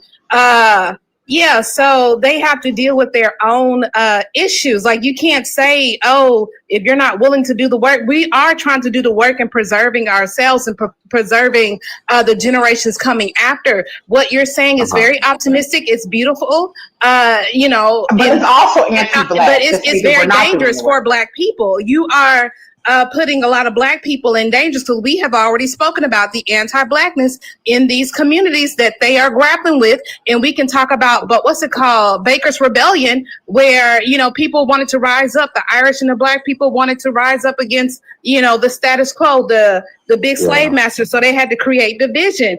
We understand that they get incentives that we don't get. We understand where the model minority trope comes from. We understand that now, because of that, and because of the indoctrination of white supremacy, it's going to be a lot harder to get these people on board. Like that, let that be a personal mission for you. But for me and mine, I want Black Americans to be free. But Mickey can talk, and I invited Dr. Taharka up here because I love his insight. Definitely. I do want to get to Harker in. I'm sorry, so I'm gonna let you go ahead and no problem. I'm gonna let you go ahead and respond. But Mickey, go ahead. What were you saying, sir? I'm sorry. I called you sir. I do apologize. No, don't worry. It's fine. I was gonna say I loved listening to this conversation. I do have to go, but I want to get like a final word in, and it's that I see where like everybody's coming from, and I do agree with most of what everybody's saying. I think one of the most frustrating things is that Black people have been doing the work, even past, you know, when we were trying to align with the Irish, with people of color to revolt. It's that when the government sees that happening, they're like, we can't have that. Like the Rainbow Coalition, the Black Panthers were aligning with rural white people, rural whitey poor people who saw that, hey, we're not being treated fairly. And the government's like, oh, y'all are having class solidarity. Y'all are coming together and understanding that, you know, there are things that y'all can come together on. We can't have that. And they were assassinating people. Whenever Black people came together and were like, we're done with everybody else. We want to start our own communities. The government would come in. Then we'd get things like, what is it? That big park in New York, Central Park. Central Park, Lake Lanier. Whenever there are thriving Black, whenever there are thriving Black communities, it's not that like we can't do that. We absolutely have proven time and time again that we have the capability to come together as a community and support each other. It's that the government doesn't want that. They need us as scapegoats. If they have a community who has fought so much and is able to be like, you know what, we can distance ourselves from that. Who are they going to put in prison? Who are they going to over police? Who are they going to point to say, oh, this is the minority that y'all need to try your best to not be like? And it's just very, very frustrating. But I wish you guys all a very, very happy Juneteenth and a great weekend. Thank you so much for the conversation. Goodbye. No problem, Mickey. Appreciate you. Come by. Now what Mickey brought up is exactly why I see where Sir is coming from, because we've seen it before, right? The Young Lords, the Young Patriots, and even back then, the Young Patriots had the Confederate flag, but working with the Panthers more and more, they got rid of it. You see what I'm saying? So it's like it's one of those things where we know it could happen just by being around us, right? But I understand exactly where Annie and Kay is coming from because of what's going on right now. It's dangerous. See what I'm saying? So we got to be very, very, very careful. We got to vet these people like heavily. Yeah, you know what I'm saying? So we got to make sure that each other, because what happened to Fred Hampton? Like Fred Hampton did all of that, 21-year-old man, and he's no longer here because of people that look like us, you know, infiltrating the movement and not being community minded. And wanting to get that validation, that pats on the head from the YT man, and really just destroyed something that would have been so monumental. That would have just created a different trajectory for so many different people, you know, in the North. Yeah. So I want you to understand, sir, like where they're coming, Annie and Kay is coming from. It's from a you know, a genuine place. We got to be very dangerous. You know? No, believe me. I'm on here. I'm non-biased. I don't get upset at anything. I honestly don't. I'm not offensive or bothered by anything. I'm unbothered. I just want to be in that conversation, and I completely understand where they're coming from and exactly what they're saying. Now, I'm not saying that this is something that needs to be done now. In my head, it's more of a timeline of years, obviously, because you would have to create these Black spaces and communities first, and then take away that Black wealth or that Black dollar so they see that, and then you can build on to making those relationships.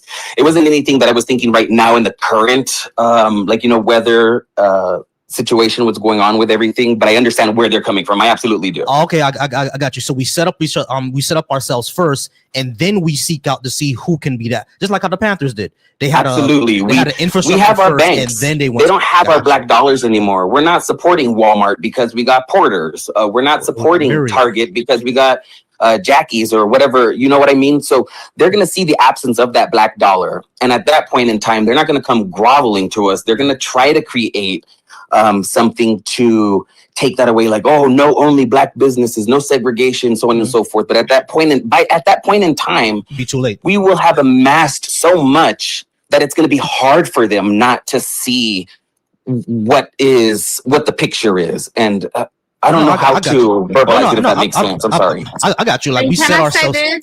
I got you. Congratulations on everything you're doing in West Texas. I went to West Texas and I was scared for my life. It's so barren out there. So congratulations on, it's so barren. And I thought I saw a ghost. I was scared of my own shadow. I'm like, what is going on? I got to get out of here. But I have a specifically, if you guys are interested, I do. That's what I want to build over here in New Mexico, El Paso, Texas. I have land. I'm building houses. It's going to be something that it needs to be done. That's East Texas. She talking about some this. Ooh, it looks like the Wild Wild West. It's spooky to me. I'm like, I want to go home. I don't like it here. There's a ghost up the street. I know it. But congratulations on everything you got going on. I wish you luck. Y'all know why I care about this? I'll go to Christmas past was by there, honey. Okay. You know why I love hearing about this? You know what I love hearing about this is because, like, over here in the Haitian community, right? Like, our parents are always talking about land back in. Now I actually do got land back in Haiti. My dad put it in my name, but like, it's one of those things where I'm always hearing about, Caribbean people having land back in the mother country, right? But I barely ever hear it for Black American people. So when y'all tell me that I have land here, there, in that place, absolutely love it. And I always say that you know what, if Haiti ever gets their mind right, I will definitely invite y'all to our land, and we control our own resources. Yeah, I mean, that's what we need to do. I thought about that. Could I pose a question? So I've had this idea, or in a thought in my head. Say, for instance, they offered reparations. I already know what these two very strong-willed women may say to me, so I'm girding my loins. But I had an idea or a thought. If they offered reparations here, wasn't enough, or how the U.S. backed out and said this was not the worst human travesty, slavery. U.S., Argentina, and Israel said that. So say these other countries came together and said, hey, you know what? We are going to offer you reparations if you moved back to Africa, but those reparations would have to benefit everybody of enslaved people. So not only Americans, but Haitians, especially because of the debt that crippled them, that made them where they are right now. Africa's different countries. Would that be something you all would consider, going back to Africa and recreating an entire country from the ground up?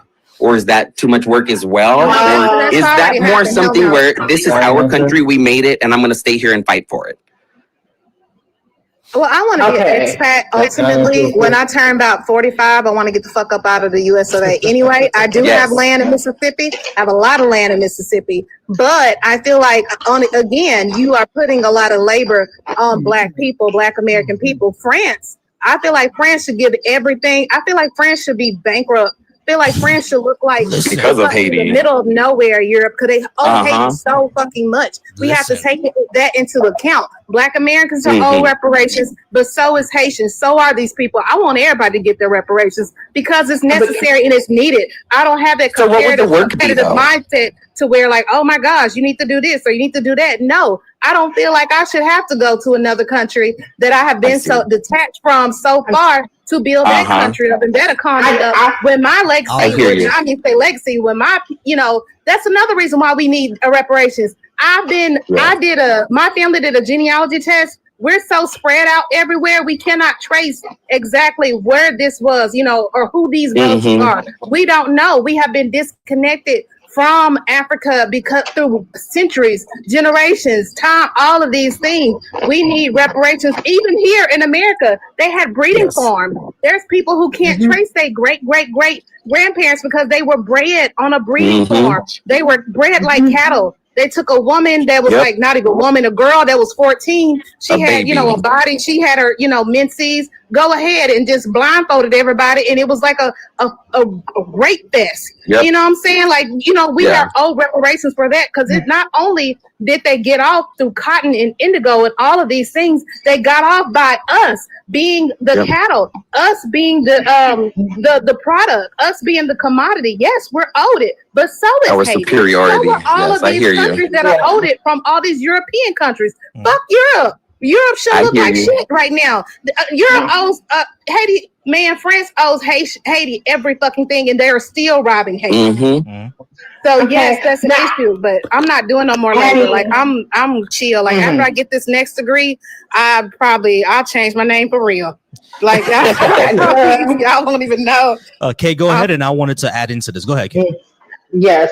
So I agree with everything that Anna said. The only thing I want to say, and Volcy, this has been my point, but I am not against the Black Caribbeans getting reparations. I do feel like it needs to be done separately from the Black American one, and that has always been my thing because the reality is we were all affected by the transatlantic slave trade, but the way and how it happened, and the systems were different. The systems were how the systems functions were different. Also, we don't share the same ethnicity and are the same lineage, so it would not make sense for, let's say, and Haiti and Volcy has agreed to this.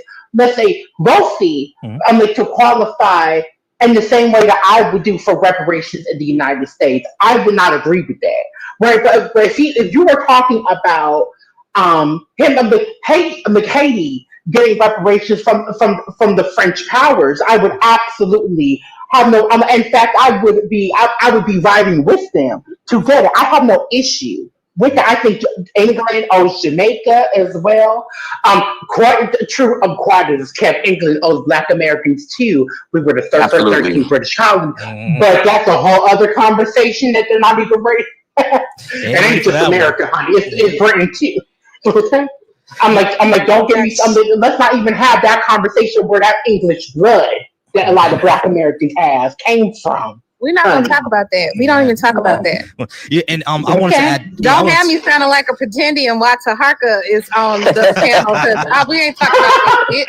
I ain't got none of that in me. I want Taharka to go, but I just wanted to add this. I see what your question is saying, sir. Now, I agree with what Kay is saying. The reparations claim should be different. Yeah, I mean, Black African Americans should get Black Americans should get it from the United States. Someone like myself should get it from France. Jamaica, like somewhere like my wife is Jamaican, like they should get it from the UK. Nigerians, we have Nigerian here before, they should get it from the UK. Belgium definitely owes the Congo. Yeah, I mean they should get it from the Congo. So I'm like, what about Barbados? And I don't know the UK. What's the Irish? That was the UK. Okay. Let me tell you, the British Empire is kind of crazy. Oh yeah, listen. The problem. Let me ask a question, and this is a genuine question. What didn't the British touch? Genuine, I'm really asking. What did they trust? They even touched Haiti. This is so crazy. I'm genuinely British Empire. Britain. Like Britain. I'm just so tired of. I'm like, and then you got the Black Brits. I'm like, don't even get me started. I'll be beefing with them all the fucking time. Yeah, listen, the Black Brits, they gotta get it together, man. They gotta get it together. But this how I would say. I got you, Trill. Give me 1 second, because I want Taharka to go, and I'm gonna get you. All right, Trill. Give me 1 second. So the way that I think it should look is that Yes, the United States should give African Americans reparations. You know what I mean? Like cash reparations and everything. And they can do whatever they want with it. If they want to leave the country, whatever, they can do whatever they want. You know what I mean? And now what it should look like for France to give, Haiti, St. Lucia, Senegal, Cameroon, places like that. It should be number one, financial sovereignty, because a lot of countries in Africa still have to borrow their own currency from France. Not only that, these African people should be able to control their own resources. And for Haiti, it should be not only paying back the independence tax that we paid, but also investment into our basically infrastructure. Exactly, because that ruined our infrastructure. The United States actually owes Haiti as well, but that should be separate from African Americans. You know what I mean? It should pay us back for the infrastructure, the unfair trade deals that Bill Clinton set up, Citibank robbing about 1/4 of our gold. That should go back to Haiti as well. So it's going to look different depending on how they are, but there's entire frameworks on how it could work. But yeah, the entire European world, they owe us, they owe all of us. And I think what we can do as if we want to actually engage in real Pan-Africanism, what should happen is that the leaders of Nigeria should say, unless you give African Americans reparations, unless Belgium gives the Congo reparations, you get no more of our oil. We're not sending you oil to you. Because You know what I mean? the real No more cobalt, accountability lithium. would be breaking down that race for Africa, because they fucked a lot of stuff up with that whole what's it called, race for Africa? The scramble. Was it Belgium? Help me out. Belgium, Spain, the UK, Germany. Exactly. Yeah, they owe so much to the continent. So much to the continent. Even with Cecil Rhodes, they owe so much. They owe them. Like if we're really going to talk about accountability, Europe would be nothing but just farmland. Yeah. After they get done, like there will be nothing in the museums. Return those heads back. Return all the gold. Return everything to all of these countries. They wouldn't have shit. And something about that, how the racists will always denigrate us and say that we have no system of writing. All those heads that you see in UK museums, that was the African system of writing. It was art. You know what I mean? It was just art pieces, and that's how it told your whole story. But I'm sorry, we gone on for like 15 minutes. Let me get Taharka in on this. Taharka, I'm gonna get you on this and then Trill. Taharka, go ahead and bless us with your knowledge, Taharka, and let us know what you think about the conversation so far. Before Taharka goes, if you disagree with what I have on the board, if you're watching over on YouTube, the link is right here, tiny.cc/Volcy live. I'll bring you up. You'll be on the panel with us and tell us why you disagree. And I'll also be on tomorrow. We're doing this all weekend, y'all. We're gonna get them mad all weekend. But Taharka, thank you so much for being up here, brother. He has a wealth of knowledge. Follow Taharka Ade on TikTok. I'm gonna convince him soon enough to get a YouTube as well, because he's also needed over there. But Taharka, go ahead and talk to us. What do you think about the conversation so far, brother? How you guys doing? Appreciate you for having me up. The conversation has been great so far. I was just going to chime in earlier and say that that the United States also owes Haiti reparations too, but you circle back to it. But I would go back further, because this is 1915, right, where the United States came in and occupied Haiti. It furthered the separation of Haitians and Dominicans, gave the Dominican Republic $1 million loan while they were destroying, while they were destroying, and $1 million in 1915, that's a significant amount of money for it, and they gave it to them for infrastructure building. At the same time, they're destroying Haiti's rubber infrastructure or rubber industry. So, it should be. It's a web of different things. It's not just like unilateral in that way. It's a web, and that's why you really have to have, and Corpora's been doing this work for a long time. You really have to have a kind of unified Pan-African structure. There's a few things that I always say to people with reparations in general. My fear becomes this.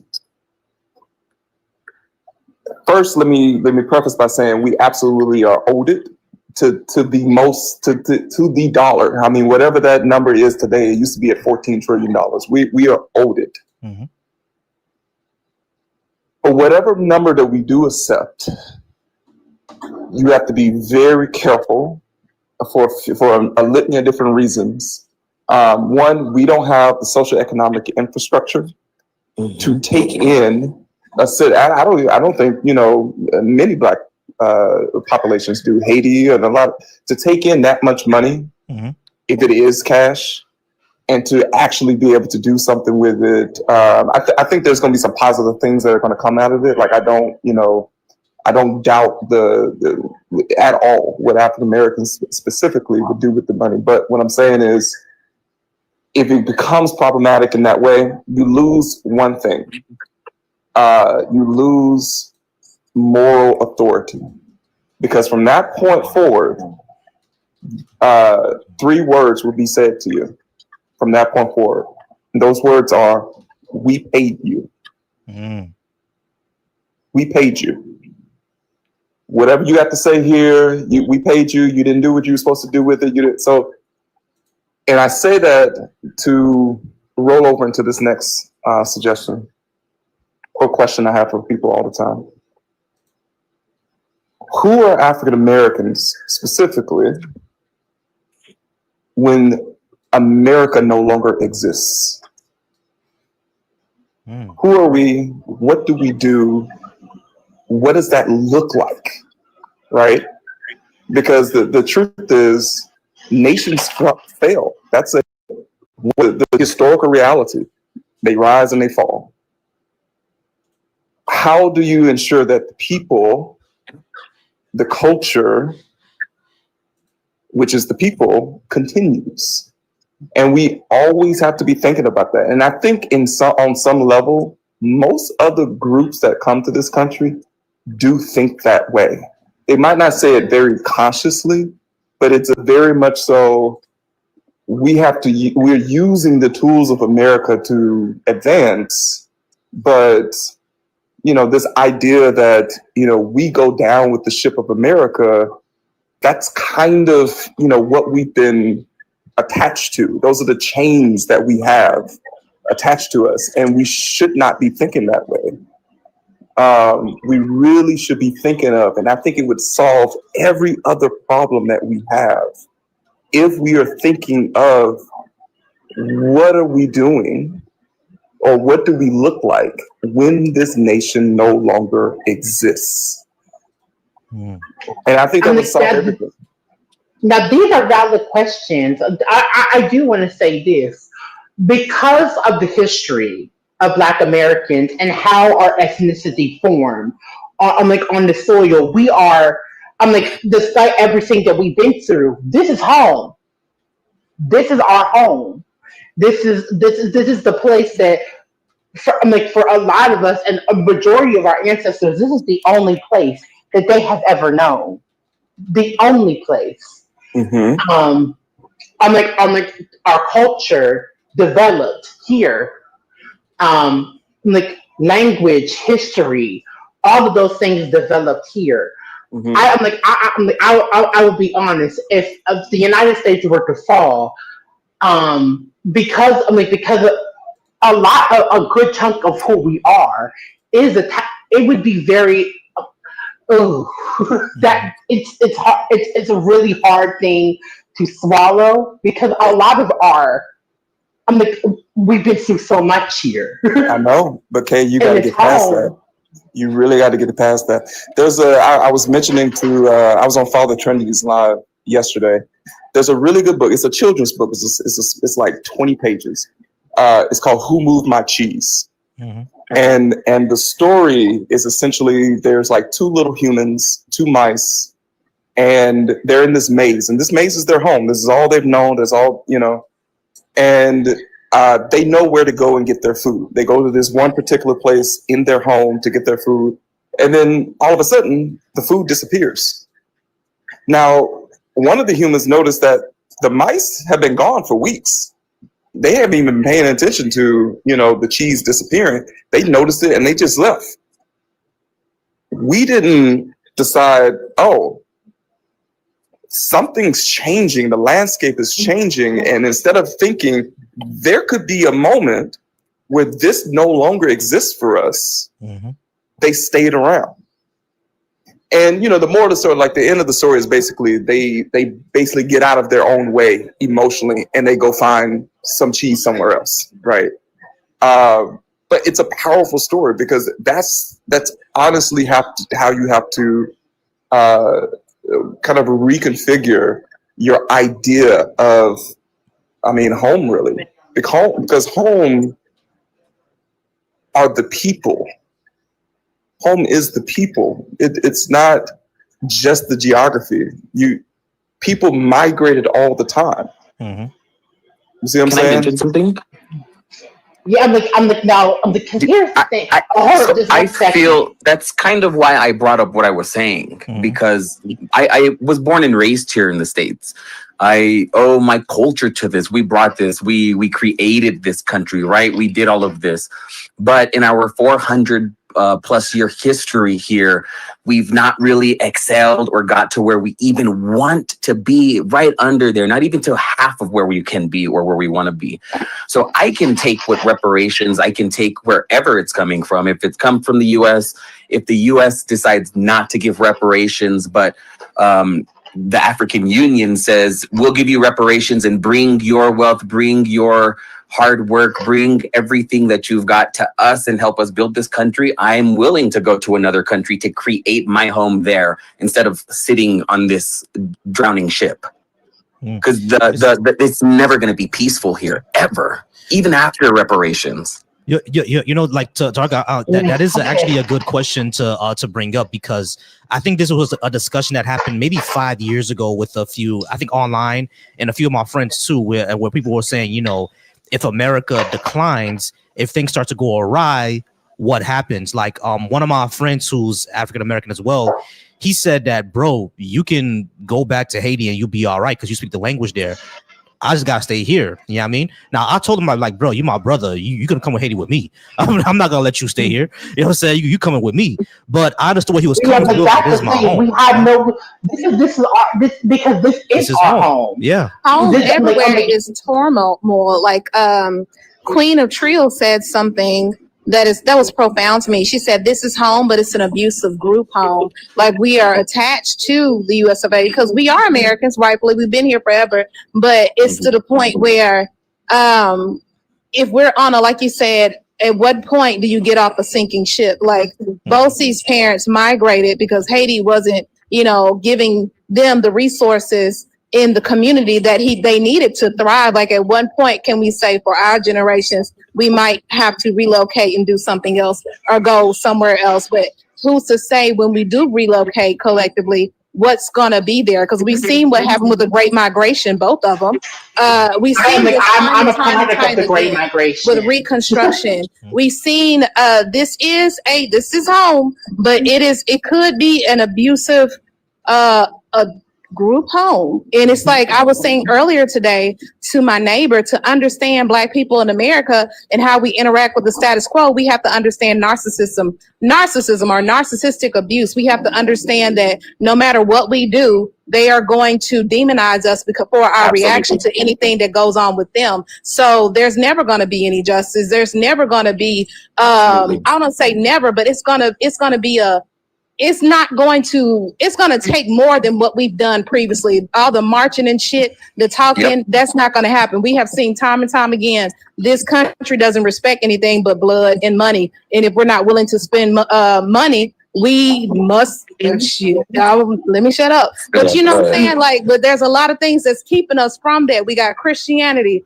We got, oh my God, but this, well, we got all this bullshit. Like, we have a lot that's keeping us from saying, look, enough is enough. Everybody want to act shocked when something happened, when this shit has gone on over and over again. I've been here over 3 decades and people, oh my gosh, I'm so shocked, Chelsea. Can you believe it? Hell yeah, I can believe it. 3 years ago, what you talking about? Every day, and girl. I believe it. Like, we want to act, we want to feign like we just so shocked and oh my gosh, don't want to talk about the elephant in the room. At this point, we are aiding in our own abuse. Absolutely. It's Stockholm syndrome. I'm sorry, can I just add one more thing, y'all? Now here's one thing that I would say. Even though like we've all been here for years, there's a long history here, but America is literally only 250 years old. When the Chinese civilization lasted for 5,000 years, We don't know what's going to happen 200-300 years from now, right? Because just like how Taharka said, things are going to decline. But remember, the China was ruled by the Manchus, then the Han, then the Mongolians, et cetera, throughout all their history. Our grandkids could rule this country one day. You know what I'm saying? Now, it could happen in 500 years. We're not going to be around to see it, but that could be the case. They're the ones who are going to be taking over. You know what I mean? So, my bad. That's even my point. Our ethnicity, because of how it formed, is literally, and when it began to form, is older than the country. Yeah. I'm like, what? And it's really crazy a lot of times to think about because it feels like forever, to be honest. But I'm like, it's been actually a very short time for a major ethnogenesis, like what we have gone through, to take place. It 400 years, and I'm like, in the scheme of it's actually not a long time. Yeah. It is not. I'm sure it's kind of like similar timing for the Caribbeans too. Yeah. But yes, the amount of time, and the things that have come out of it. I'm like to the point, I'm a product of the Great Migration, right? So so even though I wasn't raised there, I have a major attachment to Tennessee because that is where my people are from.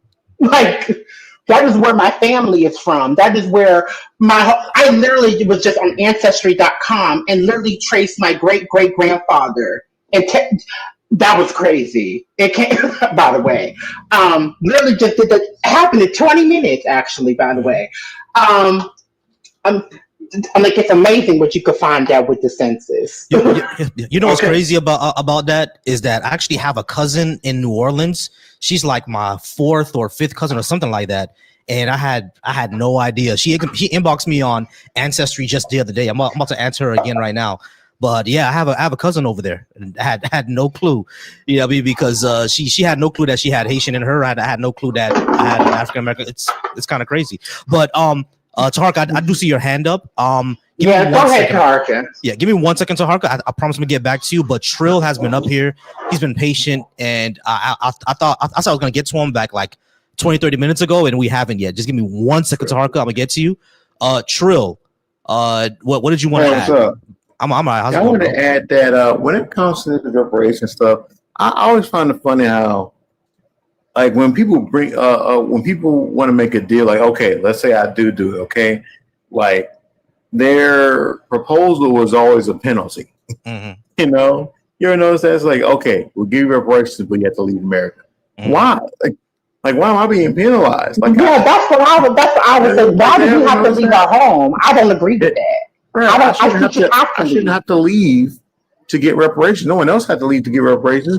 Jewish people didn't have to leave Germany to get reparations. Japanese Americans did not have to leave America to get their reparations. No one on this planet, and that's my major leave point. a country to get their reparations. But that's the first thing that's the first concession they make. Okay, we'll do reparations, but you had to leave the country. I'm sorry. I'm not. Y'all not gonna bully me out of my ancestral homeland. Like I'm not gonna let y'all do it. Even that hold on, I gotta say something. And also, like, people always say this, and it always irks me, man. Like we can get reparations ourselves. No, you can't. Okay, because it's not reparations. That's just you getting money. That's just you earning a living on your own, and we can already do that. Like that's not the whole entire point of reparations is that someone harmed you, and they're paying you monetarily, primarily, but also in other ways, to repair what they broke, basically, right? So, like, and people are like, "Oh, well, I don't need it." It's not charity. Reparations is not charity. It's an investment. It's a reinvestment in the group of people who are harmed by the government primarily. It's not a private it's not a private matter. It's a government matter. And if anyone has a problem with that, sucks to suck, because that's what you said to us when we were going through what we were going through. So you disagreeing with it has nothing to do with anything, because you're gonna pay it just like we had to work it and be harmed by it. So yeah, sucks to suck. Now you see how it feels, and it's not a penalty; it's a reinvestment. It's the government repairing us for the harm that it not only caused, but actually created policies to ensure happen. Right? So like people have to refocus and reframe and make sure everybody understands exactly what we're talking about and what we're asking for, or rather demanding for, when we have the conversation. Otherwise, we just start having people saying silly stuff. I mean, this that's all I want to say. I was saying. All good. All right, to Harka, you had your I hand think up. that's profound. Like I really like what he was saying, to be honest, and I feel like that needs to be acknowledged, because the white slave owners, they got reparations and they didn't have to do anything. Like they got reparations for losing their property, thus us. And they moved to New York. Mississippi was once the wealthiest state in the country, and after the antebellum slavery, they all moved to New York. Like that old money is still there from the South. They got their reparations plus some. Mm-hmm. Well, because so that is my thing, and that's what I think. Trill extended what I was trying to say further. I do not believe we should have to leave our home. Because the reality is this is the land that all of majority of my ancestors have laid. I have died on, have suffered on, have bled, have suffered, have risen up. I'm sorry. I'm not leaving my home.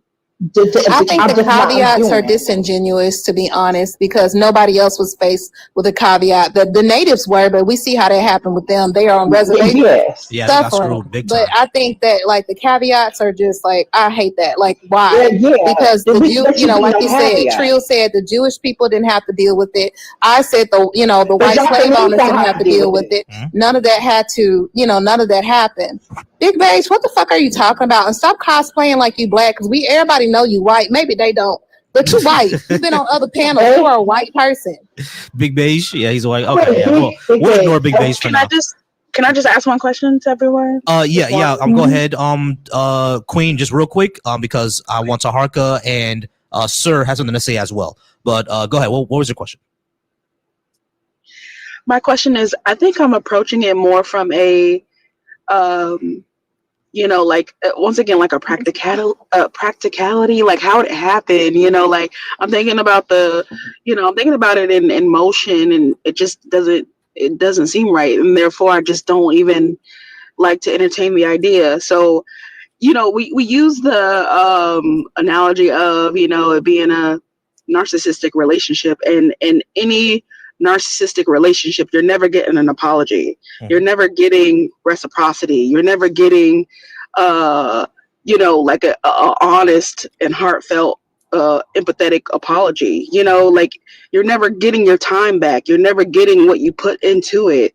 So it's so, using that same analogy it's useless to even expect fairness, to expect, just fairness, not even repayment and to like settle the score. But I don't think anyone is expecting that at all, though. I mean, like, we know who we're dealing with. We're dealing with literal devils here. So like, no one's saying like, oh man, Americans going to treat us right. They haven't treated us right since we got here. So no one's saying that. Like, I don't care if they apologize or not. I just want my money. All right, that's it. All I want is the infrastructure. All right, I don't need them to apologize. I don't need, because I know they're not sorry.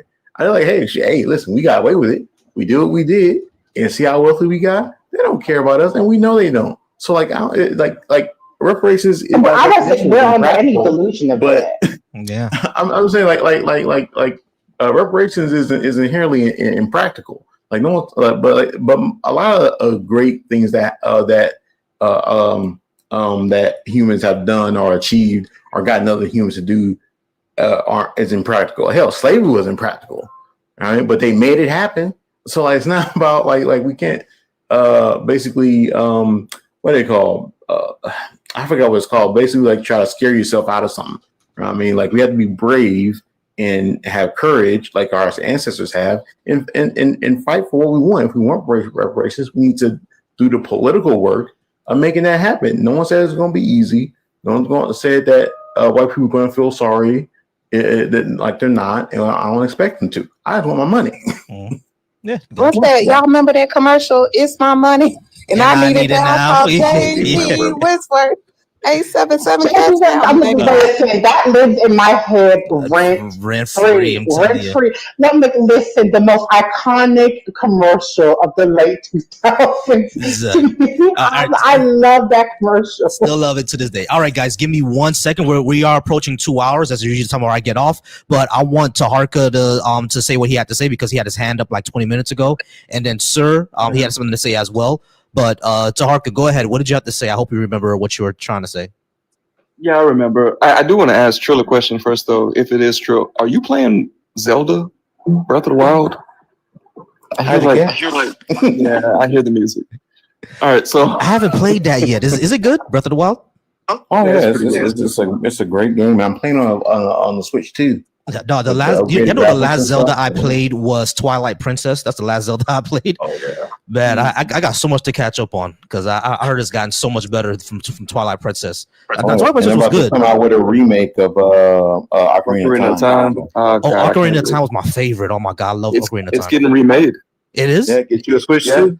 All right, I'm sorry, y'all. We kind of nerding out right now. The ladies aren't following us. I know about I bought the books. I have a son, y'all. I know about Delta. I know about. Hold on, I gotta go upstairs. Let me show y'all. I have a whole nerd for a baby that's into Zelda and the fucking songs. What's the song before we go away, that plays like on the flute? Yeah, go ahead. On this episode, the boys will be boys. If you want one, if you don't buy it now, you have to pay the increased price because all the tariffs stuff like that. I'm not tariffs, but you know what I'm talking about. So yeah, so get it now. Anyway, you have to pay a higher price. I'm gonna have to pay that anyway because I'm gonna wait on the special edition Zelda version to come out. But what's it called? What's it? Yeah, that's I think Annie's breaking up a bit. That's Tears of the Kingdom. Girl. Oh yeah, that is Tears of the Kingdom. Oh yeah, I'm sorry. What was your question that you were gonna ask? I was just gonna say that my point is contingency. I think that we can't be thinking only of ourselves and how we feel as a generation. We have to think about the generations after us, and so to make that clear with the internet, like think about how small the world became in our generation with the internet come. I believe even more cosmopolitan. There's a theory that people are working out, and it's called Afropolitanism, right? That sees the future of the African diaspora as borderless, right? So as Kwame Ture would say, organize. I don't believe any answer that has been said here is the wrong answer. In fact, I think they are all the right answers. Those who wish to leave and those who wish to stay, it would create a stronger network throughout the diaspora. And if we plan, and if a plan fails, we can shift to the next one. At the end of the day, though, the ultimate answer is that African Americans specifically, and all other specific groups of people of African ethnicity, do the things that are needed that are specific to them.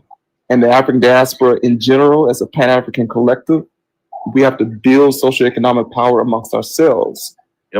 That we solve ourselves. If we solve those problems, we won't need reparations to do that. But also, I firmly believe that the only real way reparations will be paid is if we have the power to make them pay. Yeah. I understand that. I think that's a great point. And let me be clear when I say I plan to travel. In fact, it's actually on my bucket list to go to a few Asian countries. My sister found out that we have a lot of Nigerian ancestry, so we're probably going to go over there. Oh, I think my second one was Sierra Leone, Ghana, and Liberia. I think that was the second largest. To be honest, I still want to find out how Liberia came up, but that's a whole that's a whole other thing. Where did Liberia come from? I was expecting Nigeria. But yeah, that the whole borderless thing, Tarka, that you're talking about, like that's something that I hope I can see as I get older, and I do agree with you because I heard one time someone said that power respects power. And I think if we consolidate a lot more, but just like how Trill said, we shouldn't talk about that here. But if we find a way to consolidate our heads a lot more, then we would we have collective power. Of course, we'll have to get rid of things like like we said before, like misogyny and stuff like that. We have to go ahead and get over those things. Homophobia, we gotta get rid of that. You know what I'm saying? Magical thinking and critical thinking. We need more of that. All of that. There are problems we need to get rid of before we can go ahead and consolidate completely. I'm like, I'm like, colorism has to go. Because that's another. Because that's another thing. Because I've thought several times, like, let's say that the system of white supremacy were to vanish tomorrow. Let's say that happened hypothetically. That does not mean that the ideology would still not live in Black bodies, and that is, to me, is a more scary thought. To be honest. Yeah. No. Yeah, you're right. All right, sir, had something to say. I'm not sure if it was the last thing he wanted to say, but sir, go ahead. What was did you want to say? Yeah, it was the last thing, kind of just to touch on kind of a little bit of what everybody was saying. Someone mentioned about the reparations, like, direct payments and things. I don't know. I believe we deserve reparations, but I think it needs to be a program that is, yes, give direct payments, but you can't just give a Black person, $20 million. They're going to go blow it somewhere, right? Because we don't have that, as he was saying, that economic mindset. So what would need to be done, these reparations have to be given. These reparations have to be given out, yes, in direct payments over a certain amount of time. But most of those reparations have to be embedded within our society. It has to be building our infrastructure. We have to, as a diaspora, change our mindset. You guys are saying, like, we have to get rid of all these phobias. We have to. We are the only group of people in the world that cannot afford to hate another group of people, because we need ourselves. So when we are outside, we can't hate on each other. I have to support you because these other groups are going to support each other like nothing. They got their backs regardless. If a white person's getting beat up, someone's going to be behind them real quick. We have to have that same idea in order to move forward, to restructure the government in a way that it's going to support us if we're going to stay here to build that Black wealth. Can I clarify something with you, sir? When you said that they're going to blow it, are you saying that they're going to waste it, or are you saying that they're going to waste it, or are you saying that because we don't have the economic infrastructure, it's just going to go back to white people, basically? Absolutely, it's going to go back to white people, but also touching on that, a lot of us did not grow up with the mindset on how to properly put money away, or to save it, or where to spend our money, how to spend our money. So we weren't taught economics in school properly. So you can't just give anybody, not to make it a color thing. You can't just give anybody a big sum of money without them knowing the sensitivities behind building that economy. Because you have to build these businesses. Gotcha. Yeah, because that is a concern I think it's a fair concern that we get this windfall of, or Black Americans get a windfall of money, but because banking, finance, all of these, the bureaucracy, we're just gonna go out and buy chargers and shit, and it's gonna be a mess. I agree. I don't think that Black people are gonna be spending it on Jordans and shit like that. But if we want to build banks and schools and everything like that, to invest, I would rather that money to give to their children to go to Howard instead of going to Princeton or something like that. Like, okay, how about this? Yeah, we pay for education. Native Americans don't take, because it's not that many of them, because they done eradicated all of them. They don't pay taxes. They don't pay for, their education is pretty much free. We could ask for in whatever, in that bill, in that proposition. Absolutely. We can ask And for those are the tax programs. exemptions, credit forgiveness. Our education would be free because nobody should have to pay for education anyway, but especially not people who built this country and what it was, who built Wall Street, not Black Wall Street. We built that, but actual Wall Street, built all these insurance companies, built all of these things. We're going to have to do this. I'm not going to blow $20 million. I might blow $3 million, but I'm not going to blow $20 million. But shit, you know what I'm saying? But I get what you're saying, because the first time I understood what a 529 college plan was in the military after I had my son. The first time I understood what the CDs and the Roth IRAs was because shit, I had a baby. I have to, make sure I'm okay, because I can't, I can't risk it. Like, I had to learn about all of these things. It never was taught to me. I knew what a CD was, the savings account, but all of these, all of these other the technicalities behind the society is not. Yeah, I didn't understand. And it also kind of. And it also made me think of kind of what Taharka said, because I work right now. I work for the federal government, so I'm fine. So I'll take the money that they give me, but I would much rather not think about myself selfishly and reaping the benefits of these reparations. I'd much rather those benefits go to who comes after me. I don't have any children or anything like that. So my benefit's going to be minimal in a sense. I might get something out of it and I would be happy to.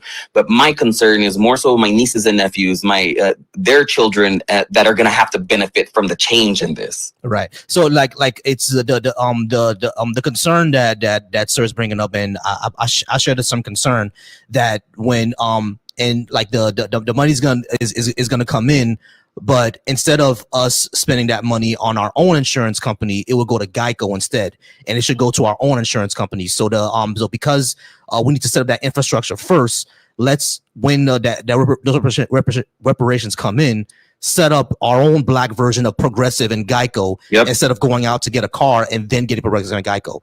We should build everything. Exactly. Like instead of going out to buy a Toyota, we buy, nigga Yoda. Make our own car company. Yeah, exactly. We have millions of dollars. We have $1 trillion we got. Build our own car company. Exactly. Build our own infrastructure where we can leave them aside and they see what that black dollar is. That's the only way we're going to be able to get any kind of equality. I agree, sir, but I think that could happen with reparations. Like people bring their heads together, like, okay, we got this bread now. That's why we need these spaces. Let's create this thing. Yeah, exactly. Okay, go ahead. And we need people with actual business plans. Because I had a thought, how tragic would it be the companies who have, they've been around for hundreds of years, who survived antebellum slavery, benefit from the reparations as they benefited from our ancestors' slave labor as well. They'll be so tragic and disgusting. And it's just another form of slavery. And it's not like we don't want to have these businesses. We have been blocked off from having these businesses, from getting the loans, from getting the grants to build these businesses so we can create an infrastructure for ourselves. It's not that we don't want it. It's not that we don't have the brain power to do it. It's because of the system itself, how it's built. We can't access these things. Even with there's a couple of Black American women who wanted to create beauty supply stores. They were blocked out from getting so many supplies, so many things, because the Asian people pretty much have it on lock. Like they created a monopoly for it. So it's just like we have been blocked off from access. So yes, the reparations would be there to create access, not to infiltrate, not to put the money back into the systems that have benefited from our woes, from our pain, from our suffering. It's almost as kin. If that was the case, then no, but we need it anyway. But it's almost as kin to when the enslaved people or the people that were newly enslaved, the sharecroppers, would get those little wooden nickels to pay for different things on the plantation. Like they pretty much were slaves, but they were, they were slaves pretty much, but it was the illusion of freedom. They got those wooden nickels to still feed back into the system that enslaved them. And, if we were to get reparations with people not having a business plan, and I know there's so many people who want to have access, who has those plans, but they have been kept out because America is what it is, we would go so much further, if that makes sense. Yeah, definitely makes sense. All right. I have one last person here. Jacob. How's it going, Jacob? You are on a panel with all Black. Oh, wait, Jacob left. Never mind. All right, guys, Jacob left. So that was probably fuck you niggas, I'm out of here. Jacob, they want to smoke. All right, so Jacob, they want to smoke. All right, so guys, I am going to go ahead and get out of here, man. Y'all make sure to follow everybody on the panel. Sir, Thanks, y'all. No problem, sir. Where can we find you? Definitely, you can definitely join my Discord as well. Now, my Discord is for Black atheists. I'm not sure if you're one, but you can join if you would like. If you're irreligious or anything like that, you can definitely join, sir. The link is in my bio on my YouTube. All right. Okay, then I don't know anything about this. I was just scrolling on YouTube and came up on this, but I'll check all y'all out and we'll go from there. Yeah, sure. So to me on YouTube. Look at my Discord and we'll definitely talk more there. All right. For sure. Thanks, guys. Not a problem. Hey, I appreciate you. Have a good one. Okay. All right, guys. Yeah, I'll make sure to follow everybody. Taharka, let people know where they can follow you. And I'm going to convince you to get a YouTube one day, but let the people know, Taharka. I'm going to do it one day, but you can just do it right here, Taharka.a day. That's my TikTok handle. Oh, by the way, tomorrow I'm in upstate New York. I'm the keynote speaker for a Juneteenth celebration that's going on this weekend. Let's fucking go. I'm the birthday twin. Why don't you have a sound thingy like bar? Why don't you have the claps? Oh yeah, I don't have the claps. Hold on. Let me find. I got the sound thing. Hold on. Let me find. Because that's a big deal. That is a big deal. Where's the clap? There it is. That's Black Americans' opinion. Don't follow me. I'm AI. I'm putting on my makeup right now to go to a speakeasy. I just be out and about in these streets. I'm like, it's okay. I'm just a girl too. Just a girl. I'm just a girl. Oh man. Okay. And let the people know where to find you, Kay. KK Reloaded is my TikTok, and you can just follow the number after it 345. And Trill, let the folks know where they could find you. You got YouTube yet, Trill, or you don't have one yet either? Well, I don't really make content or anything like that. I just talk shit online. So I got you. All right. But last thing I do want to say though, go ahead, bro. Is that I think there was a study that said it will take Black Americans 250 years to catch up to where white people are today. Mm-hmm. Right. So you put that into context, you'll see that there's no way we can actually close the racial wealth gap. Yeah, that's literally impossible. It takes 250 years to do it. Right. So that means it will require reparations for us to close that racial wealth gap, because no one can close a 250-year gap in less than 50 years. It's just impossible. So yeah, somewhere there. Gotcha. All right, guys, and y'all already know where to follow me. I am Volcy. You can follow me here on TikTok, Volcy Thoughts, YouTube, Volcy Thoughts, Threads, Volcy Thoughts. I love Threads, by the way. Threads is amazing. So y'all should go ahead and get Threads as well. I appreciate y'all. You guys are amazing. I think we're gonna go ahead and get out of here. We're at the 2-hour mark. Y'all, I appreciate y'all. If you're watching me over on YouTube, remember to go ahead and subscribe. Shout out to the Deconstruction Junction. Even all the people who were bitching and moaning in the comments over on Deconstruction Junction. I don't know why I never joined. If you're watching me from the Black Atheist Coalition, I appreciate you there. Shout out to the folks that were watching me over on Twitch. I appreciate you there watching me on Twitch and on Facebook. Y'all, I'm gonna go ahead and get out of here. We're gonna do this again tomorrow. Oh my God, y'all! I just found my grandpa's unaliveness certificate on Ancestry.com. Oh, hell yeah. Hell yeah. Let's fucking go. Let's go.